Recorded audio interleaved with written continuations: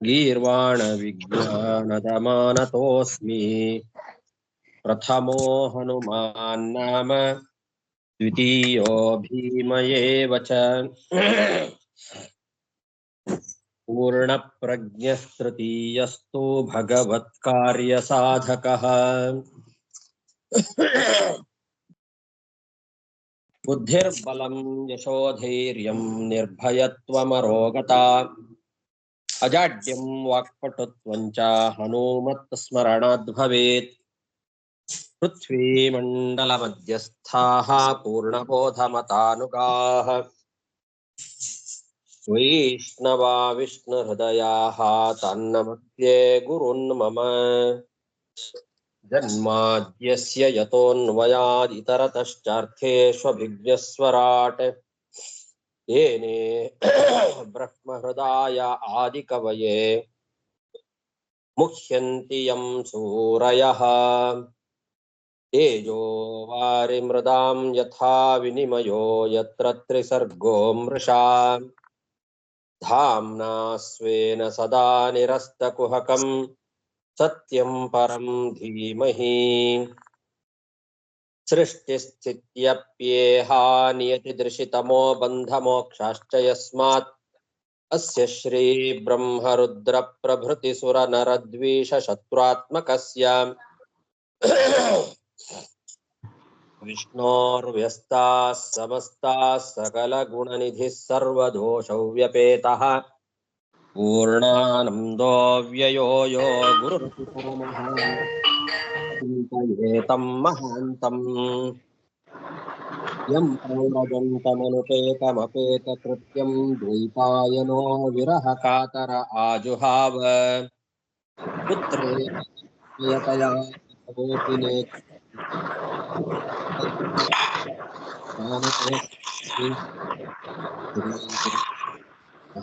हरिः ओम्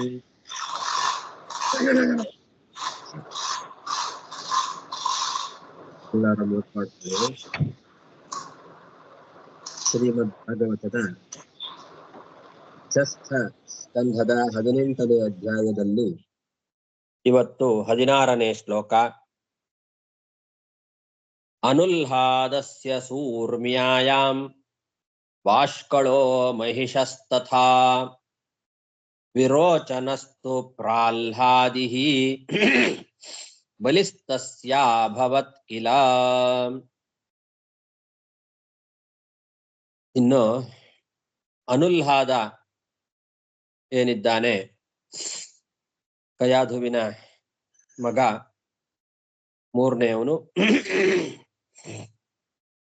ಆ ಅನುಲ್ಹಾದನ ಹೆಂಡತಿ ಸೂರ್ಮ್ಯ ಅಂತ. ಅವಳಲ್ಲಿ ಬಾಷ್ಕಲ ಮತ್ತು ಮಹಿಷಾಸುರ ಇವರು ಅನುಲ್ಹಾದನ ಮಕ್ಕಳಾಗಿ ಹುಟ್ಟಿದ್ದಾರೆ. ಬಾಷ್ಕಳೋ ಮಹಿಷಃ ತಥಾ. ಬಾಷ್ಕಳ ಮತ್ತು ಮಹಿಷ ಅಂತ ಇಬ್ರು ಮಕ್ಕಳು. ಇವರಿಬ್ರು ಸೂರ್ಮ್ಯ ಎಂಬಂತಹ ಅನುಲ್ಹಾದನ ಹೆಂಡತಿಯ ಮಕ್ಕಳು. ಆಮೇಲೆ ಪ್ರಹ್ಲಾದನ ಮಗ ವಿರೋಚನ. ಆ ವಿರೋಚನನ ಮಗ ಬಲಿ. ಅನುಲ್ಹಾದಸ್ಯ ಸೂರ್ಮ್ಯಾಯಾಂ ಬಾಷ್ಕಳೋ ಮಹಿಷಸ್ತಥಾ ವಿರೋಚನಸ್ತು ಪ್ರಾಹ್ಲಾದಿಃ ಬಲಿಸ್ತಸ್ಯ ಅಭವತ್ ಕಿಲ. ಬಾಣಜ್ಯೇಷ್ಠಂ ಪುತ್ರಶತಂ ಅಶನಾಯಾಂ ತತೋಭವತ್ ತಸ್ಯಾನುಭಾವಃ ಸುಶ್ಲೋಕ್ಯಃ ಪಶ್ಚಾದೇವಾಭಿಧಾಸ್ಯತೆ.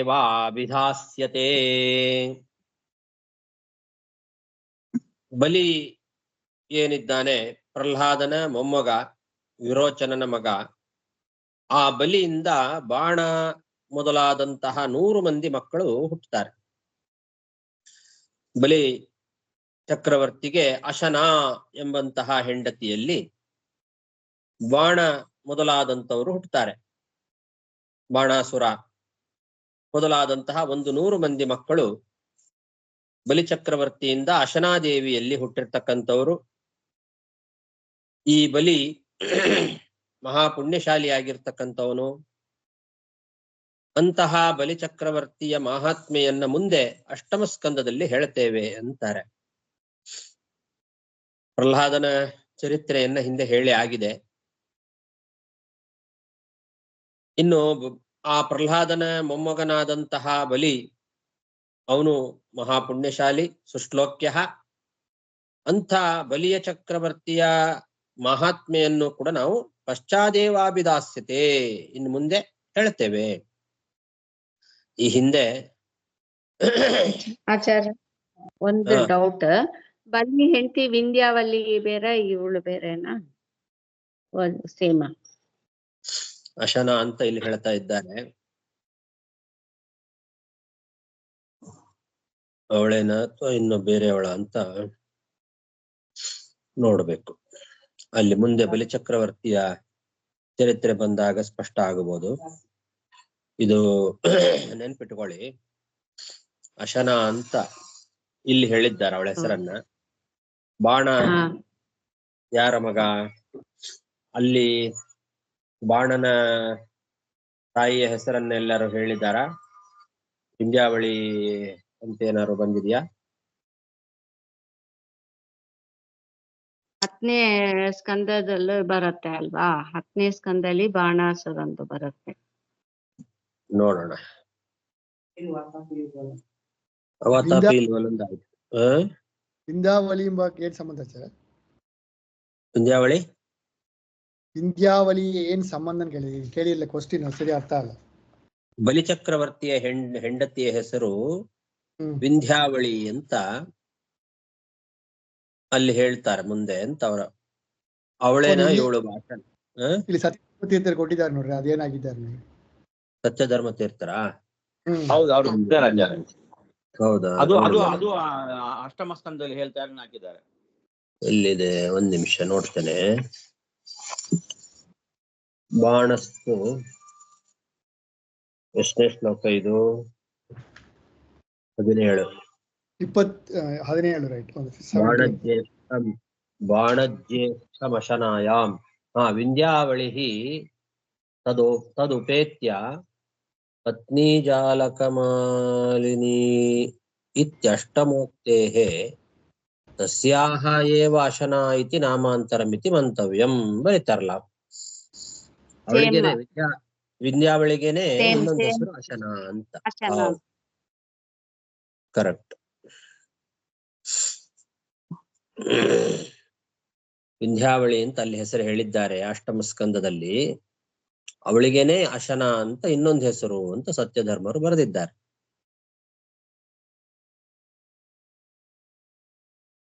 ಸುಶ್ಲೋಕ್ಯ ಅಂತ ಅನ್ನೋದಕ್ಕೆ ಅತ್ಯಂತಂ ಕೀರ್ತನೀಯ,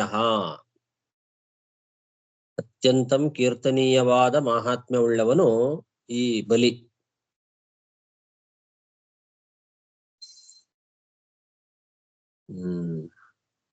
ಅಷ್ಟಮ ಸ್ಕಂದದಲ್ಲಿ ಅವನ ಚರಿತ್ರೆಯನ್ನ ಹೇಳ್ತೇವೆ ಅಂತ.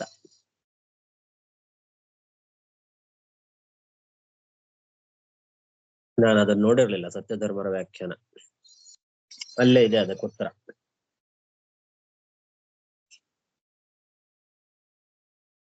ಧನ್ಯವಾದಗಳು. ಬಾಣಜ್ಯೇಷ್ಠಂ ಕೇತುಶತಮಶನಾಯಾಂ ತತೋಭವತ್ ತಸ್ಯಾನುಭಾವಃ ಸುಶ್ಲೋಕ್ಯಃ ಪಶ್ಚಾದೇವಾಭಿಧಾಸ್ಯತೆ. ಬಾಣಸ್ತ್ವಾರಾಧ್ಯ ಗಿರಿಶಂ ಲೇಭೆ ತದ್ಗಣಮುಖ್ಯತಾಂ ಯತ್ ಪಾರ್ಶ್ವೇ ಭಗವಾನ್ ಆಸ್ತೆ ಖ್ಯದ್ಯಾಪಿ ಪುರಪಾಲಕಃ. ಇನ್ನು ಈ ಬಾಣ ಅಸುರ ಏನಿದ್ದಾನೆ, ಬಲಿಚಕ್ರವರ್ತಿಯ ಮಗ, 100 ಜನ ಮಕ್ಕಳಲ್ಲಿ ಬಾಣ ಜ್ಯೇಷ್ಠ, ಮೊದಲನೇವನು. ಈ ಬಾಣಾಸುರ ರುದ್ರದೇವರನ್ನ ಆರಾಧನೆ ಮಾಡಿ ಆ ರುದ್ರಗಣಗಳಲ್ಲಿಯೇ ಮುಖ್ಯ ಅಂತ ಕರೆಸಿಕೊಂಡಿದ್ದಾನೆ ಬಾಣ. ಆ ರುದ್ರನ ನಗರವನ್ನ ರಕ್ಷಣೆ ಮಾಡುವವನಾಗಿ ಇವತ್ತಿಗೂ ಕೂಡ ರುದ್ರದೇವರ ಹತ್ತಿರನೇ ಇದ್ದಾನಂತೆ ಬಾಣ ಎಂಬಂತಹ ಅಸುರ. ಯತ್ ಪಾರ್ಶ್ವೇ ಭಗವಾನ್ ಆಸ್ತೆ ಹಿ ಅದ್ಯಾಪಿ, ಇವತ್ತಿಗೂ ಪುರಪಾಲಕನಾಗಿ ಆ ರುದ್ರದೇವರ ಗಣಗಳಲ್ಲಿ ಮುಖ್ಯ ಅಂತ ಕರೆಸಿಕೊಂಡು ರುದ್ರದೇವರ ನಗರ ರಕ್ಷಣೆಯನ್ನ ಮಾಡ್ತಾ ರುದ್ರದೇವರ ಹತ್ತಿರ ಇವತ್ತಿಗೂ ಇದ್ದಾನೆ ಈ ಬಾಣ ಎಂಬಂತಹ ಅಸುರ. ಬಾಣಸ್ತ್ವಾರಾಧ್ಯ ಗಿರಿಶಂ ಲೇಭೆ ತದ್ಗಣ ಮುಖ್ಯತಾಂ ಯತ್ ಪಾರ್ಶ್ವೇ ಭಗವಾನ್ ಆಸ್ತೆ ಹ್ಯದ್ಯಾಪಿ ಪುರಪಾಲಕಃ.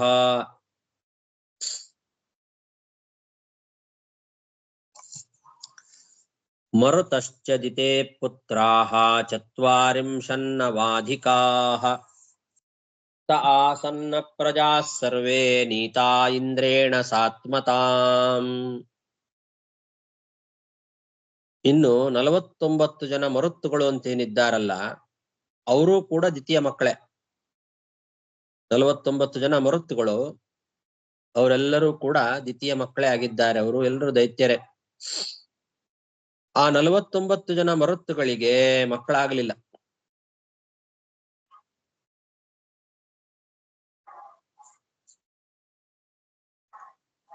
ಆ 49 ಜನ ದ್ವಿತೀಯ ಮಕ್ಕಳು ದೈತ್ಯರುಗಳಾಗಿದ್ರು ಕೂಡ ಇಂದ್ರ ಏನು ಮಾಡಿದ, ಅವರನ್ನ ಕರ್ಕೊಂಡು ಹೋದ. ತನ್ನಂತನೇ ಅವರನ್ನ ದೇವತೆಗಳನ್ನಾಗಿ ಮಾಡಿದ.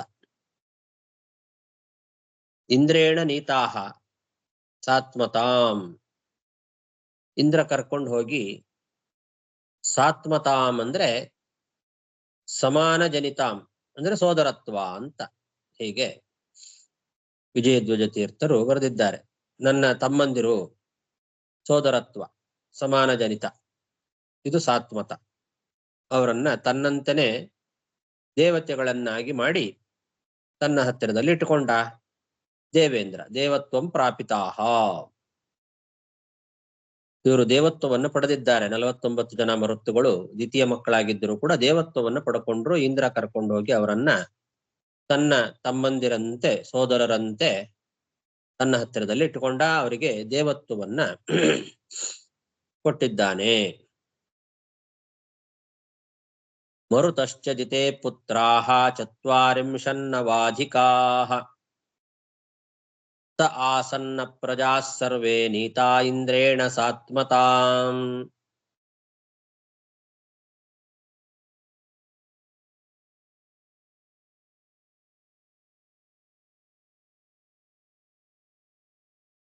ಇಮೇ ರಾಜೋವಾಚ ಕಥಂ ತ ಆಸುರಂ ಭಾವಮಪೋಹ್ಯೌತ್ಪತ್ತಿಕಂ ಗುರೋ ಇಂದ್ರೇಣ ಪ್ರಾಪಿತಾಃ ಸಾಮ್ಯಂ ಕಿಂ ತತ್ಸಾಧು ಕೃತಂ ಹಿತೈಃ. ಇಷ್ಟು ವಿಷಯವನ್ನ ಹೇಳಿದ ತಕ್ಷಣದಲ್ಲಿ ಪರೀಕ್ಷಿತ್ ರಾಜ ಮಧ್ಯದಲ್ಲಿ ಮತ್ತೆ ಪ್ರಶ್ನೆ ಮಾಡ್ತಾ ಇದ್ದಾನೆ. ಗುರುಗಳೇ, ಈ ಇಂದ್ರ ಮರುತ್ತುಗಳಿಗೆ 49 ಜನ ಮರುತ್ತುಗಳಿಗೆ ದೇವತ್ವವನ್ನ ಕೊಟ್ಟ ಅಂತೇನು ಹೇಳಿದಿರಲ್ಲ, ಅವರು ಹುಟ್ಟಿನಿಂದ ದೈತ್ಯರು, ದ್ವಿತೀಯ ಮಕ್ಕಳಾಗಿ ಹುಟ್ಟಿದವರು, ಅಸುರ ಸ್ವಭಾವದವರು. ಅಂತಹ ಅಸುರ ಸ್ವಭಾವವನ್ನ ಕಳೆದು ದೇವತ್ವವನ್ನ ಹೇಗೆ ಕೊಟ್ಟ ಇಂದ್ರ? ಅಂತಹ ದೇವತ್ವವನ್ನ ಪಡಿಲಿಕ್ಕೆ ಅವ್ರು ಏನ್ ಪುಣ್ಯ ಮಾಡಿದ್ರು ಅಂತ ಪರೀಕ್ಷಿತ್ ರಾಜ ಕೇಳ್ತಾ ಇದ್ದಾನೆ. ಎಲ್ರಿಗೂ ಬರ್ತಕ್ಕಂತಹ ಪ್ರಶ್ನೆ. ತಕ್ಷಣದಲ್ಲೇ ಕೇಳ್ತಾ ಇದ್ದಾನೆ ರಾಜ. ಔತ್ಪತ್ತಿಕಂ, ಅವರು ಹುಟ್ಟಿದಾಗಿಂದ ಸ್ವಭಾವ ಸಿದ್ಧವಾದದ್ದು ಅವರ ಆಸುರಿ ಸ್ವಭಾವ. ಅದನ್ನ ತೆಗೆದು ದೇವತ್ವವನ್ನ ಕೊಟ್ಟ ಅಂತ ಹೇಳಿದ್ರಿ. ಇದಕ್ಕೆ ಅವ್ರು ಎಂಥ ಪುಣ್ಯ ಮಾಡಿದ್ರು? ಕಿಂ ಕೃತಂ ಸಾಧು ತೈಹಿ, ಅಂಥ ಪುಣ್ಯ ಏನು ಮಾಡಿದ್ರು ಅವರು? ಕಥಂ ತೇ ಆಸುರಂ ಭಾವಂ ಅಪೋಹ್ಯೌತ್ಪತ್ತಿಕಂ ಗುರೋ ಇಂದ್ರೇಣ ಪ್ರಾಪಿತಾಃ ಸಾಮ್ಯಂ ಕಿಂ ನ ಸಾಧು ಕೃತಂ ಹಿತೈಃ.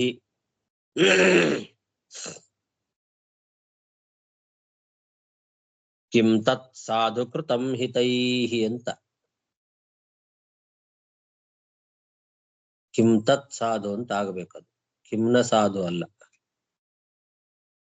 ಸಾಧು ಕಿಂ ತತ್ಕೃತಂ, ಅಂಥ ಪುಣ್ಯ ಏನ್ ಮಾಡಿದ್ರು ಅವರು ಅಂತ. ಕಿಂ ನ ಸಾಧು ಕೃತಂ ಹಿತೈಹಿ ಅಂತ ಹಾಗಲ್ಲ, ನ ಅಂತ ಯಾಕಿದೆ ಅಲ್ಲಿ ಅಂತ ಗೊತ್ತಾಗ್ತಾ ಇಲ್ಲ. ಕಿಂ ತತ್ ಸಾಧು ಕೃತಂ ಅದೇ ಆಚಾರ್ಯ ನಮ್ ಪುಸ್ತಕದಲ್ಲಿ ಕಿಂ ತತ್ ಸಾಧು ಕೃತಂ ಹಿತೈಹಿ ಹೌದು, ಅದೇ ಚೆನ್ನಾಗಿದೆ. ಕಿಂ ತತ್ ಸಾಧು ಕೃತಂ, ಏನ್ ಪುಣ್ಯ ಮಾಡಿದ್ರು ಅವರು ಅಂತ. ಅಲ್ಲಿ ಇನ್ನೊಂದು ಪುಸ್ತಕದಲ್ಲಿ ಕಿಂ ನ ಸಾಧು ಕೃತಂ ಅಂತ ಇದೆ. ಅದಕ್ಕೇನು ವ್ಯಾಖ್ಯಾನದಲ್ಲೂ ಕೂಡ ಏನು ಬರೆದಿಲ್ಲ, ಕೊಟ್ಟಿಲ್ಲ ಆಚಾರ್ಯ. ಅದು ಕಿಂ ನು ಹಾಕಿದ್ರೆ ಅದು ಸರಿಯಾಗಿ ಬರುತ್ತೆ. ನೂ ಕಿಂ ಅಂತ ನು ಎಲ್ರ ಸಾಧು. ಇದೆಯಾ? ಇಲ್ಲ ನಾನು ಹೇಳ್ತೇನೆ, ಅದು ಕಿಂ ನು ಸಾಧು ಅಂತ ಹೇಳಿದ್ರೆ ಅದು ಸರಿಯಾಗಿ ಬರುತ್ತೆ ಅಲ್ವಾ ಇರಬಹುದು, ಆಚಾರ್ಯ? ಕಿಂ ನು ಸಾಧು ಕೃತಂ ಅಂತ ಇರಬಹುದು. ನೂ ಹೋಗಿ ನಾ ಮಾಡ್ಕೊಂಡಿಲ್ಲ ಆಗಿದೆ ಅದು. ವಿಜಯ ಬುಕ್ ಅಲ್ಲಿ ಕಿಮ್ ನೂ ಇದೆ. ಆ? ವಿಜಯ ಬುಕ್ ಅಲ್ಲಿ ಕಿಮ್ ನೂ ಇದೆ. ಕಿಮ್ ನೂ ಸಾಧು ಕೃತಂ. ನೂ ಅದ ಹಾಗಾದ್ರೆ ನೂ ಇದೆ, ನೂ ಇದೆ. ಇಲ್ಲಿ ಪ್ರಿಂಟ್ ಮಾಡುವಾಗ ನ ಅಂತ ಪ್ರಿಂಟ್ ಮಾಡ್ಬಿಟ್ಟಿದ್ದಾರೆ ಆ ಪುಸ್ತಕದಲ್ಲಿ ಅಲ್ವಾ? ಇದ್ಕೊಳ್ಳಿ ಅದನ್ನ, ಕಿಂ ನೂ ಅದು ನ ಅಲ್ಲ. ನೂ ಅಂದ್ರೆ ಏನ್ ಮಾಡಿದ್ರು ಅಂತ ಅದು ಪ್ರಶ್ನಾರ್ಥಕ. ಏನಂತ ಪುಣ್ಯ ಮಾಡಿರ್ಬೋದು ಅವರು ಅಂತ. ನ ಅಂದ್ರೆ ಅಲ್ಲ ಅಂತ ಅರ್ಥ ಬಂದ್ಬಿಡ್ತದೆ, ಮಾಡಿಲ್ಲ ಅನ್ನೋ ಅರ್ಥ ಬಂದ್ಬಿಡ್ತದೆ, ಆಗಲ್ಲ. ಇನ್ನು ಸಾಧು ಕೃತಂ ಪೆನ್ಸಿಲ್ ಇದೆಯಲ್ಲಿ.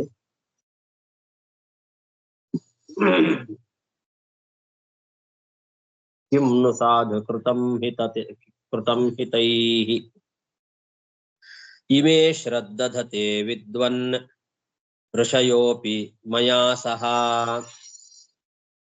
ಪರಿಜ್ಞಾನಾಯ ಭಗವನ್ ತನ್ನೋ ವ್ಯಾಖ್ಯಾತುಮರ್ಹಸಿ.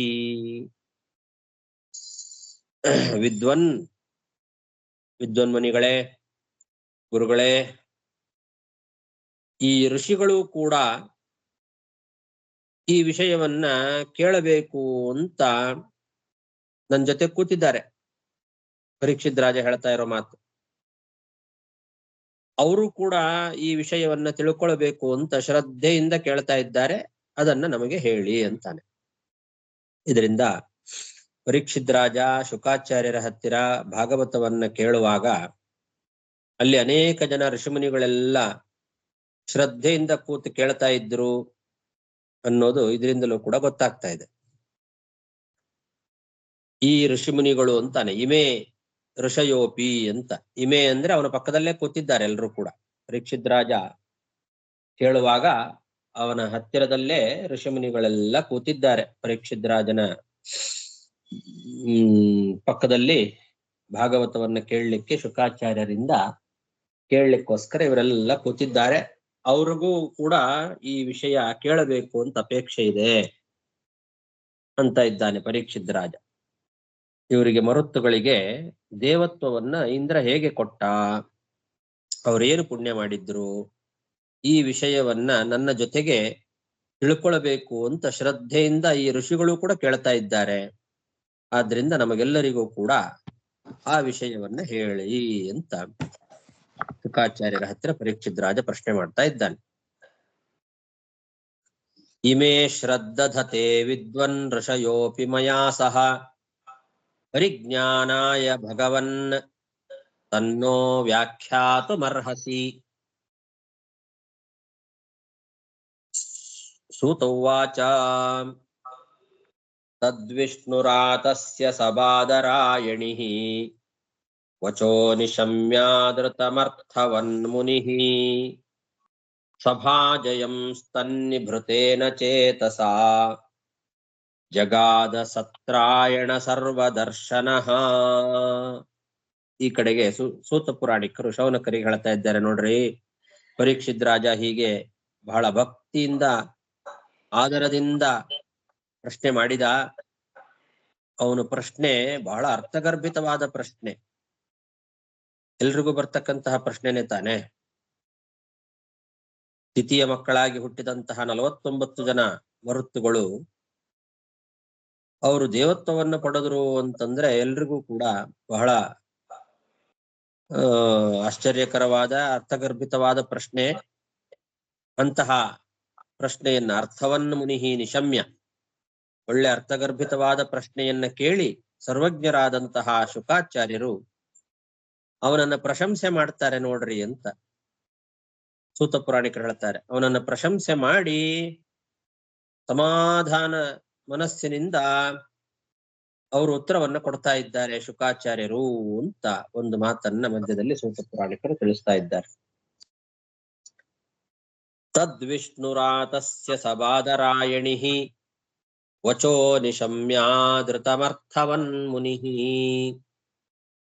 ಸಭಾಜಯಂ ಸ್ತನ್ನಿಭೃತೇನ ಚೇತಸಾ ಜಗಾದ ಸತ್ರಾಯಣ ಸರ್ವದರ್ಶನಃ. ಶುಕಾಚಾರ್ಯರಿಗೆ ಸರ್ವದರ್ಶನಃ ಅಂತ ಒಂದು ವಿಶೇಷಣ ಕೊಟ್ಟಿದ್ದಾರೆ. ಸರ್ವಜ್ಞರು ಅಂತ ಅರ್ಥ. ಸತ್ರಾಯಣ ಅಂತನ್ನೋದು ಶೌನಕರನ್ನ ಕುರಿತು ಸಂಬೋಧನೆ ಮಾಡಿದ್ದು. ಎಲೆ ಸತ್ರಾಯಣ,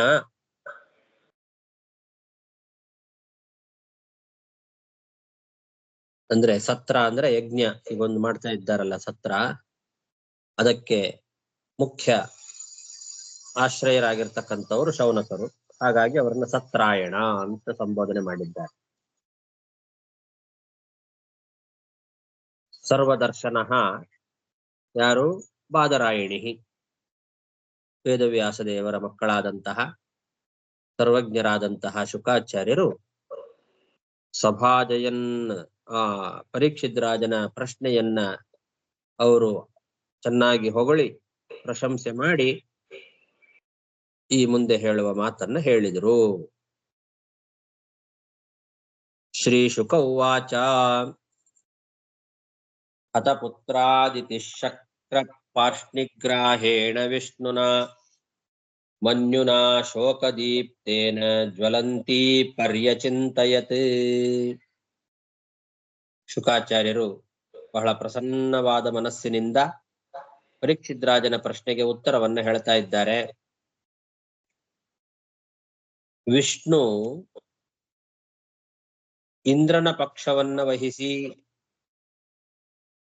ದಿತಿಯ ಮಕ್ಕಳನ್ನೆಲ್ಲ ಸಂಹಾರ ಮಾಡಿದಾಗ ಆ ದಿತಿದೇವಿ ದುಃಖದಿಂದ ಕೋಪದಿಂದ ಉರಿದುಕೊಂಡು ಆಲೋಚನೆ ಮಾಡಿದ್ಲಂತೆ.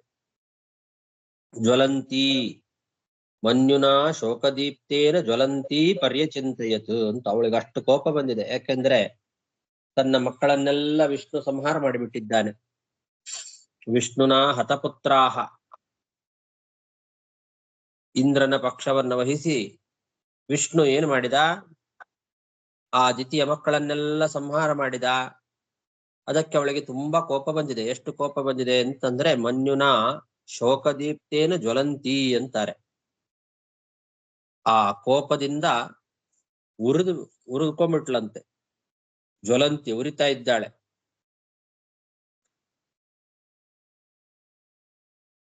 ಆ ಶೋಕ ಅಂತನ್ನೋ ಅಗ್ನಿ ಉರಿತಾ ಇದೆ ಅವಳೊಳಗೆ. ಆ ರೀತಿ ದುಃಖದಿಂದ ಮುಗಿಲೆದ್ದು ಕೋಪದಿಂದ ಉರಿದುಕೊಂಡು ಆಲೋಚನೆ ಮಾಡ್ತಾ ಇದ್ದಾಳೆ. ಹತಪುತ್ರಾದಿತಿ ಶಕ್ರ ಪಾರ್ಷ್ಣಿಗ್ರಾಹೇಣ ವಿಷ್ಣುನ ಮನ್ಯುನಾ ಶೋಕದೀಪ್ತೇನ ಜ್ವಲಂತಿ ಪರ್ಯಚಿಂತಯತ್. ಕದಾನು ಭ್ರಾತೃಹಂತಾರಂ ಇಂದ್ರಿಯಾರಾಮಮುದ್ಬಣಂ ಅಕ್ಲಿನ್ನ ಹೃದಯಂ ಪಾಪಂ ಘಾತಯಿತ್ವಾ ಸ್ವಪೇ ಸುಖಂ.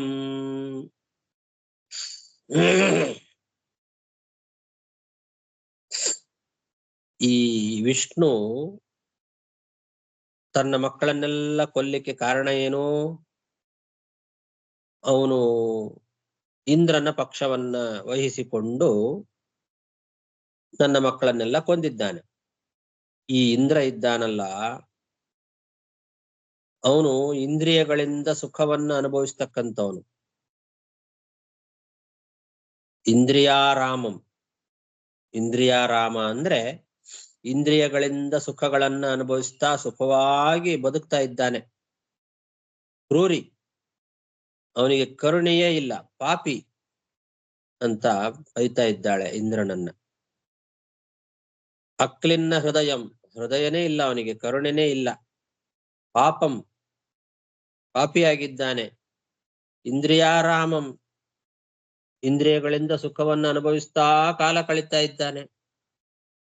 ಅಂತಹ ಈ ಇಂದ್ರ ತನ್ನ ಜೊತೆಯಲ್ಲೇ ಹುಟ್ಟಿದ ತನ್ನ ತಮ್ಮಂದಿರನ್ನ ಕೊಂದಿದ್ದಾನೆ.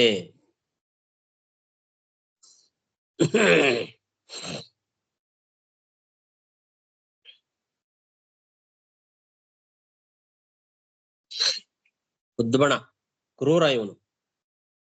ತನ್ನ ಜೊತೆಯಲ್ಲಿ ಹುಟ್ಟಿದ ತಮ್ಮಂದಿರು ಅವರನ್ನೇ ಕೊಲ್ಲಿಸಿದ್ದಾನಲ್ಲ ವಿಷ್ಣುವಿನಿಂದ. ಆದ್ರಿಂದ ನಾನು ಅವನನ್ನು ಕೊಲ್ಲಿಸ್ಬೇಕು. ನಾನು ಯಾವಾಗ ಅವನನ್ನ ಕೊಲ್ಲಿಸಿ ಸುಖವಾಗಿ ನಿದ್ರೆ ಮಾಡ್ತೇನೋ ಏನೋ ಅಂತ ಅಷ್ಟು ಸಿಟ್ಟು ಬಂದಿದೆ ಅವಳಿಗೆ. ನನ್ನ ಮಕ್ಕಳನ್ನ ಕೊಲ್ಲಿಸಿದಾನಲ್ಲ ಇವನು ಇಂದ್ರ ಕ್ರೂರಿ, ತನ್ನ ಜೊತೆಗೆ ಹುಟ್ಟಿದ ತನ್ನ ಸೋದರರನ್ನೆಲ್ಲ ಕೊಲ್ಲಿಸಿದಾನೆ. ನಿಷ್ಕರುಣಿ ಅವನು, ಪಾಪಿ, ಕ್ರೂರಿ, ಇಂದ್ರಿಯಗಳಿಂದ ಸುಖ ಪಡ್ತಾ ಇದ್ದಾನೆ. ಅಂತಹ ಆ ಇಂದ್ರನನ್ನ ನಾನು ಕೊಲ್ಲಿಸಿ ಯಾವಾಗ ಸುಖವಾಗಿ ನಿದ್ದೆ ಮಾಡ್ತೇನಪ್ಪಾ ಅಂತ ಆಲೋಚನೆ ಮಾಡ್ತಾ ಇದ್ದಾಳೆ. ಅಂದ್ರೆ ಆ ಇಂದ್ರನನ್ನ ಕೊಲ್ಲಿಸೋವರೆಗೂ ಅವಳಿಗೆ ಸುಖವಾಗಿ ನಿದ್ರೆನೇ ಬಂದಿಲ್ಲ. ಮಕ್ಕಳನ್ನ ಕಳ್ಕೊಂಡಂತಹ ದುಃಖದಿಂದ ನಿದ್ರೆಯನ್ನೇ ಮಾಡ್ತಾ ಇಲ್ಲ ನಾನು ಅಂತಾಳೆ. ಆ ಇಂದ್ರನನ್ನ ಕೊಂದಾಗ್ಲೇ ನನಗೆ ಸುಖವಾಗಿ ನಿದ್ದೆ. ನಾನು ಯಾವಾಗ ಆ ಇಂದ್ರನನ್ನ ಕೊಲ್ಲಿಸಿ ಸುಖವಾಗಿ ನಿದ್ರೆ ಮಾಡ್ತೇನೋ ಅಂತ ಆಲೋಚನೆ ಮಾಡ್ತಾ ಇದ್ದಾಳೆ. ಕದಾನುಭ್ರಾತ್ರಹಂತಾರಂ ಇಂದ್ರಿಯಾರಾಮಮುದ್ವಣಂ ಉಲ್ಬಣಂ ಅಕ್ಲಿನ್ನ ಹೃದಯಂ ಪಾಪಂ ಘಾತಯಿತ್ವಾ ಸ್ವಪೇ ಸುಖಂ ಕೃಮಿವಿಡ್ ಭಸ್ಮ ಸಂಜ್ಞಾಂತೆ ಯಸ್ಯೇಷಾಭಿಹಿತಸ್ಯ ವಾ ಭೂತಧೃಗ್ ತತ್ಕೃತೆ ಸ್ವಾರ್ಥಂ ಕಿಂ ವೇದ ನಿರಯೋ ಯತಃ.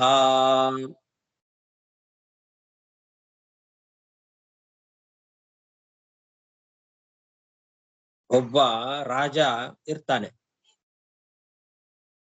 ಆ ರಾಜನನ್ನ ಎಲ್ಲಾ ಜನರು ಕೂಡ ನಮಗೆ ಸ್ವಾಮಿ, ಒಡೆಯ, ಪ್ರಭು ಅಂತ ಕರೀತಾರೆ. ಎಷ್ಟೇ ದೊಡ್ಡ ಸ್ವಾಮಿ, ಒಡೆಯ, ಪ್ರಭು ಆಗಿದ್ರು ಕೂಡ, ರಾಜನಾಗಿದ್ರು ಕೂಡ ಆ ರಾಜನ ಶರೀರವನ್ನ ಕೊನೆಯಲ್ಲಿ ಒಂದು ದಿವಸ ಶವ ಆಗಿ ಅದು ಕೊಳತು ಹೋಗ್ತದೆ. ಆ ಶರೀರ, ಆ ಶರೀರವನ್ನೇ ಎಲ್ರೂ ಕೂಡ ಇಷ್ಟು ದಿವಸ ಪ್ರಭು, ಒಡೆಯ, ಸ್ವಾಮಿ ಅಂತೆಲ್ಲ ಕರೆದದ್ದು. ಆ ರಾಜನ ಶರೀರವನ್ನ ಎಷ್ಟೇ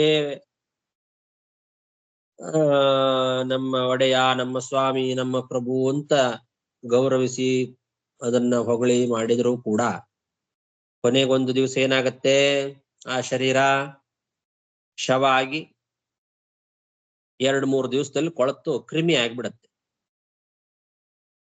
ಅಥವಾ ಯಾವುದೋ ನಾಯಿ ನರಿಗಳು ತಿಂದ್ರೆ ಅವುಗಳ ಮಲ ಆಗಿಬಿಡತ್ತೆ. ಅಥವಾ ಆ ದೇಹವನ್ನ ಸುಟ್ರೆ ಬೂದಿ ಆಗತ್ತೆ. ಇಷ್ಟೇ 3 ಗತಿ. ಆ ಶರೀರಕ್ಕಿರೋದು ಈ 3 ಗತಿ. ಒಂದೋ ಹಾಗೆ ಬಿಟ್ರೆ 2-3 ದಿವಸದಲ್ಲಿ ಕೊಳತು ಕ್ರಿಮಿಗಳೆಲ್ಲ ಅದು ಆಕ್ರಮಿಸ್ಕೊಳ್ತದೆ. ಅದೇ ಕ್ರಿಮಿ ಆಗ್ಬಿಡತ್ತೆ, ಆ ಶರೀರವೇ ಕೊಳತು. ಯಾವ್ದಾದ್ರು ಪ್ರಾಣಿಗಳು ತಿಂದ್ರೆ ಆ ಪ್ರಾಣಿಯ ಮಲ ಆಗ್ತದೆ, ಸುಟ್ರೆ ಬೂದಿ ಆಗ್ತದೆ. ಇಂತಹ ಶರೀರ, ಆ ಶರೀರಕ್ಕೋಸ್ಕರ ಜೀವಿಗಳನ್ನ ಕೊಲ್ಲಿಸ್ತಾನಲ್ಲ, ಇದರಿಂದ ಏನ್ ಪುರುಷಾರ್ಥ ಪಡಿತಾನೆ? ಏನು ಇಲ್ಲ. ಇಷ್ಟು ನನ್ನ ಮಕ್ಕಳನ್ನ ಕೊಲಿಸಿದ್ನಲ್ಲ ಈ ಇಂದ್ರ, ಇದರಿಂದ ಏನ್ ಪುರುಷಾರ್ಥ ಸಿಗತ್ತ ಅವನಿಗೆ? ಏನು ಪುರುಷಾರ್ಥ ಇಲ್ಲ. ಕೊನೆಗೆ ಈ ರೀತಿ ಮಕ್ಕಳನ್ನ ಕೊಂದದ್ದಕ್ಕೆ, ಜೀವಿಗಳನ್ನ ಕೊಂದದ್ರಿಂದ ನರಕವೇ ಆಗ್ತದೆ. ಈ ಶರೀರ ಕ್ರಿಮಿವಿಡ್ ಭಸ್ಮ ಸಂಜ್ಞಾಂತೆ. ಕ್ರಿಮಿ ವಿಡ್ ಭಸ್ಮ, ಮೂರು ಗತಿ ಇದಕ್ಕೆ. ಕ್ರಿಮಿ ಇಲ್ಲ ವಿಟ್ ಇಲ್ಲ ಭಸ್ಮ. ಹಾಗೆ ಬಿಟ್ರೆ 2-3 ದಿವಸದಲ್ಲಿ ಕೊಳತು ಕ್ರಿಮಿ ಆಗತ್ತೆ, ಪ್ರಾಣಿಗಳು ತಿಂದ್ರೆ ಮಲ ಆಗತ್ತೆ, ಸುಟ್ರೆ ಬೂದಿ ಆಗತ್ತೆ. ಹೀಗೆ ಕ್ರಿಮಿ ವಿಡ್ ಭಸ್ಮ ಸಂಜ್ಞಾಂತೆ, ಅಂತೆ ಅಂದ್ರೆ ಕೊನೆಗೆ. ಅಂತಹ ಯಸ್ಯ ಈಶಾಭಿಹಿತಸ್ಯ, ಈಶಾ ಅಂತ ಕರ್ಸ್ಕೊಂಡದ್ದು ಶರೀರ, ಇಂತಹ ದೊಡ್ಡ ರಾಜನ ಶರೀರವೇ ಆಗಿರ್ಬೋದು. ನಾನು ರಾಜ, ಇವನು ಪ್ರಭು ಅಂತೆಲ್ಲ ಹೊಗಳಿದ ಶರೀರ ಕೊನೆಗೆ ಈ ಗತಿ ಆಗತ್ತೆ. ಇಂತಹ ಶರೀರಕ್ಕೋಸ್ಕರ ಜೀವಿಗಳನ್ನ ಕೊಲ್ಸೋನು ಭೂತದೃಕ್ ತತ್ಕೃತೆ ಸ್ವಾರ್ಥಂ ಕಿಂ ವೇದ. ಏನ್ ಪಡಿತಾನೆ, ಎಂಥ ಪುರುಷಾರ್ಥ ಪಡಿತಾನೆ? ಏನು ಇಲ್ಲ, ಕೊನೆಗೆ ನಿರಯೋ ಯತಃ, ಕೊಲಿಸಿದ್ರಿಂದ ನರಕವೇ ಆಗ್ತದೆ. ಕ್ರಿಮಿವಿಡ್ ಭಸ್ಮ ಸಂಜ್ಞಾಂತೆ ಯಸ್ಯೇಷಾಭಿಹಿತಸ್ಯ ವಾ ಭೂತದೃಕ್ ತತ್ಕೃತೆ ಸ್ವಾರ್ಥಂ ಕಿಂ ವೇದ ನಿರಯೋ ಯತಃ.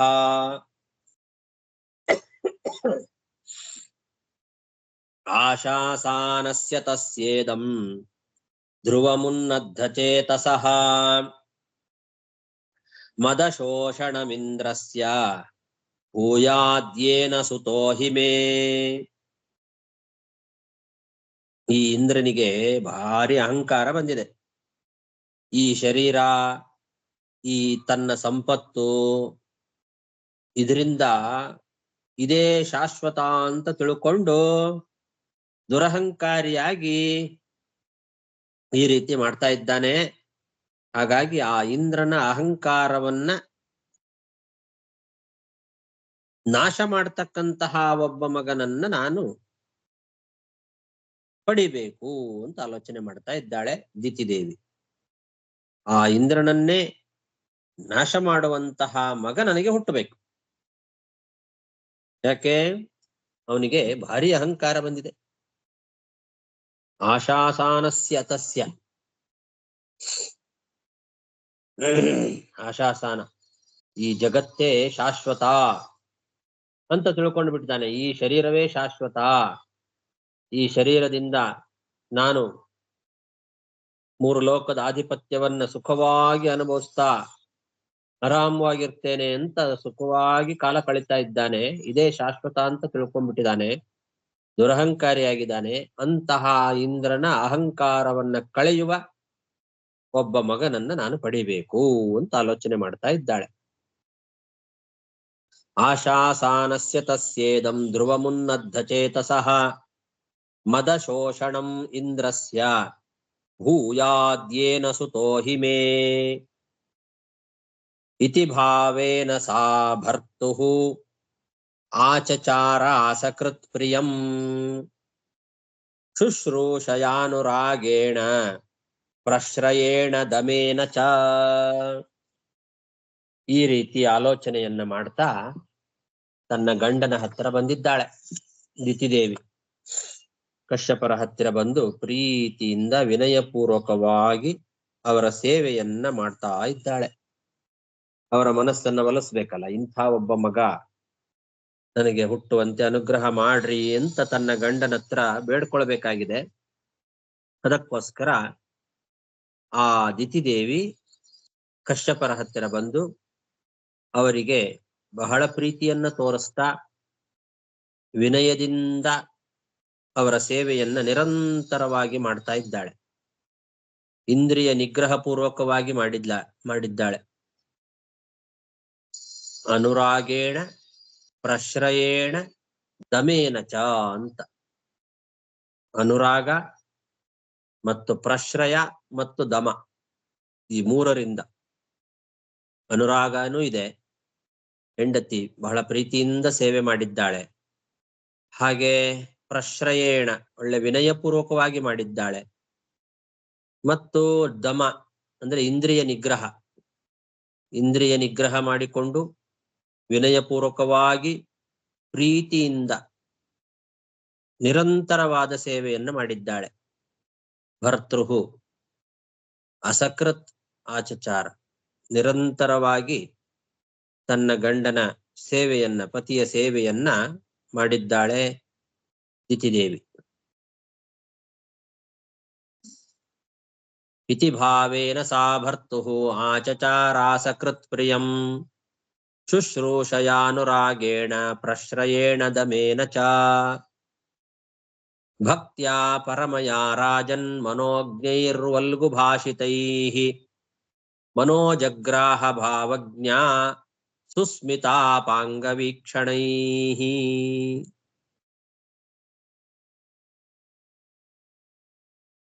ಈ ರೀತಿ ಪತಿ ಸೇವೆಯನ್ನ ಮಾಡಿ ಕಶ್ಯಪರ ಮನಸ್ಸನ್ನ ಒಲಿಸ್ಕೊಳ್ಳಿಕ್ಕೆ ಪ್ರಯತ್ನ ಮಾಡಿದ್ದಾಳೆ. ರಾಜನ್ ಅಂತ ಸಂಬೋಧನೆ ಮಾಡಿ ಶುಕಾಚಾರ್ಯ ಹೇಳ್ತಾ ಇದ್ದಾರೆ. ಗಂಡನ ಮನಸ್ಸಿನಲ್ಲಿ ಏನಿದೆ ಅನ್ನೋದನ್ನ ತಿಳ್ಕೊಳ್ಳುವಂತಹ ಶಕ್ತಿ ದಿತಿದೇವಿಗೆ ಇತ್ತು. ಹೇಗೆ ಗಂಡನನ್ನ ಒಲಿಸ್ಕೊಳ್ಬೇಕು ಅನ್ನೋ ಒಂದು ಚಾಕಚಕ್ಯತೆ ಇತ್ತವಳಲ್ಲಿ. ಅಂತಹ ದಿತಿದೇವಿ ಒಂದು ಸಮಯವನ್ನ ನೋಡಿ ಒಳ್ಳೆ ಮನೋಜ್ಞವಾದ ಮಧುರವಾದ ಮಾತಿನಿಂದ, ನಸುನಗುತ್ತಾ, ಕುಡಿ ನೋಟಗಳಿಂದ ಮತ್ತು ಭಕ್ತಿಯಿಂದಲೂ ಕೂಡ ಆ ಗಂಡನ ಮನಸ್ಸನ್ನ ಗೆದ್ಲಂತೆ. ಭಕ್ತಿಯೂ ಇತ್ತು, ಪ್ರೀತಿಯೂ ಇತ್ತು, ಮಾತಿನಲ್ಲಿ ಒಳ್ಳೆ ಮಾಧುರ್ಯ ಇತ್ತು. ಅಂತಹ ಮಾತುಗಳಿಂದ ತನ್ನ ಗಂಡನ ಮನಸ್ಸನ್ನ ಗೆದ್ದಿದ್ದಾಳೆ ದಿತಿದೇವಿ. ಮನೋಜ್ಞೈಃ ವಲ್ಗುಭಾಷಿತೈಃ ಭಾವಜ್ಞಾ ಸುಸ್ಮಿತಾ ಅಪಾಂಗ ವೀಕ್ಷಣೈಃ ಅಂತ.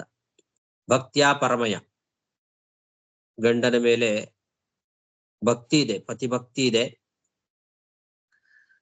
ಅದು ಮುಖ್ಯ. ಅದರ ಜೊತೆಗೆ ಮಾತು, ಮನೋಜ್ಞವಾದ ಮಾತು, ವಲ್ಗುಭಾಷಿತ. ವಲ್ಗುಭಾಷಿತ ಅಂದ್ರೆ ಮಧುರವಾದ ಮಾತು, ಒಳ್ಳೆ ಮಧುರವಾದ ಮಾತುಗಳಿಂದ ಒಲಿಸ್ಕೊಳ್ತಾ ಇದ್ದಾಳೆ. ಮತ್ತು ಸಸ್ಮಿತ ಅಪಾಂಗ ವೀಕ್ಷಣ. ಸಸ್ಮಿತ ಅಪಾಂಗ ವೀಕ್ಷಣ ಅಂತಂದ್ರೆ ಮುಗುಳ್ನಗೆ. ಆ ಮುಗುಳ್ನಗತಾ ಅಪಾಂಗ ವೀಕ್ಷಣ, ಕುಡಿನೋಟ, ಕೋರೆಗಣ್ಣಿನಿಂದ ನೋಡ್ತಾ ಭಾವಜ್ಞ, ಆ ಪತಿಯ ಭಾವವನ್ನ ತಿಳ್ಕೊಳ್ತಕ್ಕಂತಹ ಆ ದಿತಿದೇವಿ ಮನೋಜಗ್ರಾಹ, ತನ್ನ ಗಂಡನ ಮನಸ್ಸನ್ನ ಗೆದ್ದಳು. ಭಕ್ತ್ಯಾ ಪರಮಯಾ ರಾಜನ್ ಮನೋಜ್ಞೈರ್ವಲ್ಗುಭಾಷಿತೈಃ ಮನೋಜಗ್ರಾಹ ಭಾವಜ್ಞಾ ಸಸ್ಮಿತಾಪಾಂಗ ವೀಕ್ಷಣೈಃ.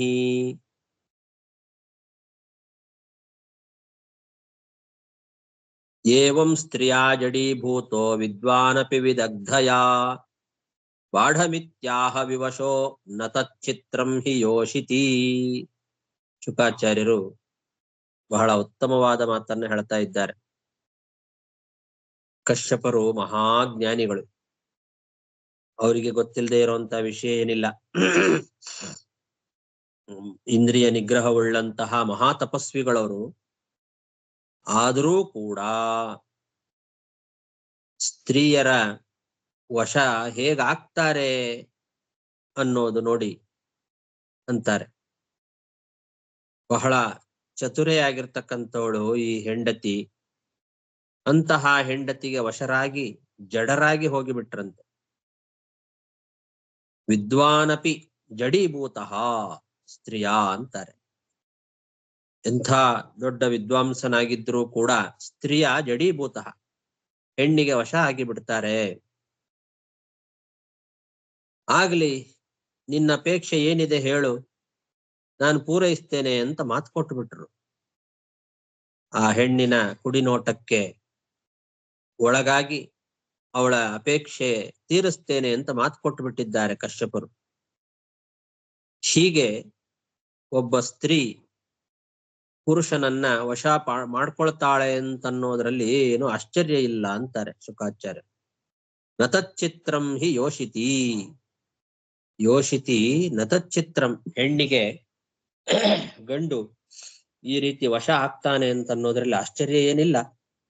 ಮಹಾಜ್ಞಾನಿಗಳಾದಂತಹ ಕಶ್ಯಪರೇ ಆ ತನ್ನ ಪತ್ನಿಯಾದ ಚತುರೆಯಾದಂತಹ ದಿತಿದೇವಿಗೆ ವಶರಾಗಿ ಜಡರಾಗಿ ಹೋಗಿಬಿಟ್ರು, ಜಡೀಭೂತಃ. ಬಾಢಂ ಮಿತ್ಯಾಹ, ಆಗ್ಲಿ ನೀ ಏನ್ ಹೇಳ್ತೀಯೋ ಅದನ್ನ ಮಾಡ್ತೇನೆ ಅಂದ್ಬಿಟ್ರು. ಹೀಗಿರುವಾಗ ಯೋಷಿತಿ ವಿವಶಃ ನ ತಚ್ಚಿತ್ರಂ. ಒಬ್ಬ ಸ್ತ್ರೀಗೆ ಪುರುಷ ವಶನಾಗಿ ಬಿಡ್ತಾನೆ ಅಂತನ್ನೋದ್ರಲ್ಲಿ ಯಾವ ಆಶ್ಚರ್ಯವೂ ಇಲ್ಲ. ಏವಂ ಸ್ತ್ರೀಯಾ ಜಡೀಭೂತೋ ವಿದ್ವಾನಪಿ ವಿದಗ್ಧಯಾ ಬಾಢಮಿತ್ಯಾಹ ವಿವಶೋ ನ ತಚ್ಚಿತ್ರಂ ಹಿ ಯೋಷಿತಿ. ಸಾಕು. ಶ್ರೀಕೃಷ್ಣಾರ್ಪಣಮಸ್ತು.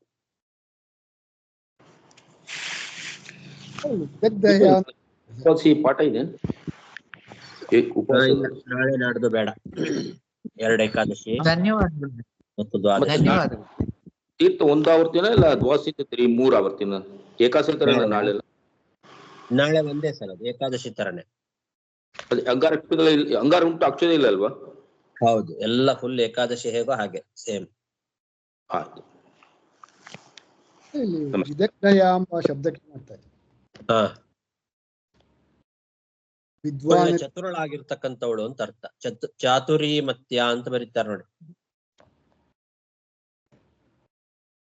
ಅಂದ್ರೆ ಗಂಡನನ್ನ ಹೇಗೆ ವಶ ಮಾಡ್ಕೊಳ್ಬೇಕು ಅಂತ ಅನ್ನೋದ್ರಲ್ಲಿ ಒಳ್ಳೆ ಚತುರತೆ ಇತ್ತವಳಲ್ಲಿ ಅಂತ. ಅಂಥವಳು ವಿದಗ್ಧ ಅಂದ್ರೆ ಹಾಗೆ. ಓಕೆ, ಜನರಲ್ ಒಂದು ಕ್ವಶನ್ ಕೇಳಿಕೆ ಬಂದೈತಾರೆ. ಈ ವಿಷ್ಣು ರಹಸ್ಯಲ್ಲಿ ಸುಮಾರು ಹಳೆ ಪಟ್ಲ ನೋಡ್ತಾ ಇದ್ದಾರೆ ನಾನು. ಅಲ್ಲಿ ದೇವರು ಬಂದು ಈ ಪಂಜರಾತ್ರ, ಪಾಶುಪತ, ಕಾಪಿಲ, ಶಕ್ತ, ರೈಟ್, ಆಮೇಲೆ ಬಂದು ಸೌರ, ಗಣೇಶ, ವಾಮ್ನಾದಿ ಎಂಬ ಶಬ್ದಕ್ಕೆ ಏನರ್ಥ? ಏನು ವಿಷಯ ಬರುತ್ತೆ ಅಲ್ಲಿ ಬಂದು ಈ ಒಂದು ತಂದ್ರ ಇದೆಲ್ಲ ಬಂದು ಯಾರ್ಯಾರಿಗೆ ಬಂದು ಇದನ್ನ ಬಂದು ಆಚರಣೆ ಮಾಡಬೇಕು. ಈ ಪಂಚರಾತ್ರ ಬಂದು ಸತ್ವಗುಣ ಇರೋಂಥವ್ರಿಗೆ ಆ ಥರ ಬಂದು ಬರ್ತಾನೆ ಇಟ್ಟು ಒಂದು ಮತ ಬಂತು. ಇದ್ರಲ್ಲಿ ಯಾರ್ಯಾರು ಇದನ್ನ ಆಚರಣೆ ಮಾಡಬೇಕು ಎಂಬ ಒಂದು ಮಾತು ಬರ್ತಾನೆ ಅದರಲ್ಲಿ.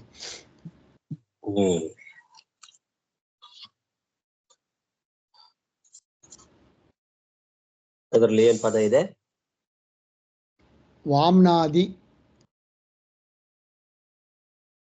ವಾಮನಾದಿಗಳು ಅಂತನಾ ಅವರ ಇದ್ರ ಬಗ್ಗೆ ಹೇಳುವಾಗ? ಒಂದು ಸೌರ, ಗಣೇಶ, ವಾಮನಾದಿ. ಸೌರ, ಗಣೇಶ ಇವರೆಲ್ಲ ವಾಮದೇವತೆಗಳು. ಓಕೆ, ವಾಮದೇವತೆಗಳು ಅಡ್ಡ ದೇವತೆಗಳು ಅಂತ ಕರಿತೇವಲ್ಲ. ವಾಮ ಅಂದ್ರೆ ಅಡ್ಡ ಅಂತ ಅರ್ಥ. ಒಳ್ಳೆದನ್ನು ಮಾಡ್ತಕ್ಕಂತ ದೇವತೆಗಳಲ್ಲ, ಕೆಟ್ಟ ಮಾಡುವಂತಹ ದುಷ್ಟ ಶಕ್ತಿಗಳು. ಅದಕ್ಕೆ ವಾಮ ದೇವತೆ ಅಂತ ಕರೀತಾರೆ. ಓಕೆ, ಸೊ ಈ ಸೂರ್ಯ ಮತ್ತು ಗಣೇಶ ಎಲ್ಲ ಒಂದು ಆ ಕ್ಯಾಟಗರಿ ಬರ್ತದೆ. ಸೂರ್ಯ, ಗಣೇಶ ಇವೆಲ್ಲ ರುದ್ರಗಣದಲ್ಲಿ ಸೇರುವಂತಹ ಕೆಲವು ವಾಮದೇವತೆಗಳು ಅಂತಿದ್ದಾವೆ. ಭೂತ, ಪ್ರೇತ, ಪಿಶಾಚಗಳು ಆ ಗಣದಲ್ಲಿ ಸೇರುವಂತಹ ಅಡ್ಡ ದೇವತೆಗಳಿದ್ದಾರೆ. ಅದರಲ್ಲಿ ಇವರೆಲ್ಲ ಇದ್ದಾರೆ, ಸೌರ, ಗಣೇಶ, ವಾಮಾದಿಗಳು. ಓಕೆ, ಆಮೇಲೆ ಬಂದು ಯಾಮಲಾದಿ ಅಂದ್ರೆ ಯಾಮಲಾದಿಕಾನ್ ಕೂಡ ಕೊಟ್ಟಿದ್ದಾರೆ. ಸುಸಿದ್ಧಾನ್ ಯಾಮಲಾದಿಕಾನ್.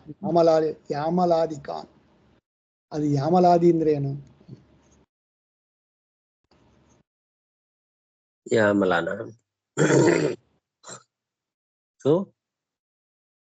ಹಿಂದಿನೇನು? ಸುಸಿದ್ಧಾನ್ ಯಾಮಲಾದಿಕಾನ್ ಹಂಗೆ ಕೊಟ್ಟಿದ್ದಾರೆ. ಯಾಮಲಾದಿಕ ಮುಂದೆ ಮುಡಿದು ಬಿಡ್ತು. ದೇವದ ಋಷಿ ಇರ್ಬೋದು. ಯಾಮಲ ಅನ್ನೋದು ಒಂದಿರ್ಬೋದು ದುಷ್ಟಶಕ್ತಿ. ಓಕೆ, ಅವರೆಲ್ಲ ಏನು ಈಗ ಏನ್ ಸಂದರ್ಭ ಇದು? ಅವರೆಲ್ಲ ಏನು?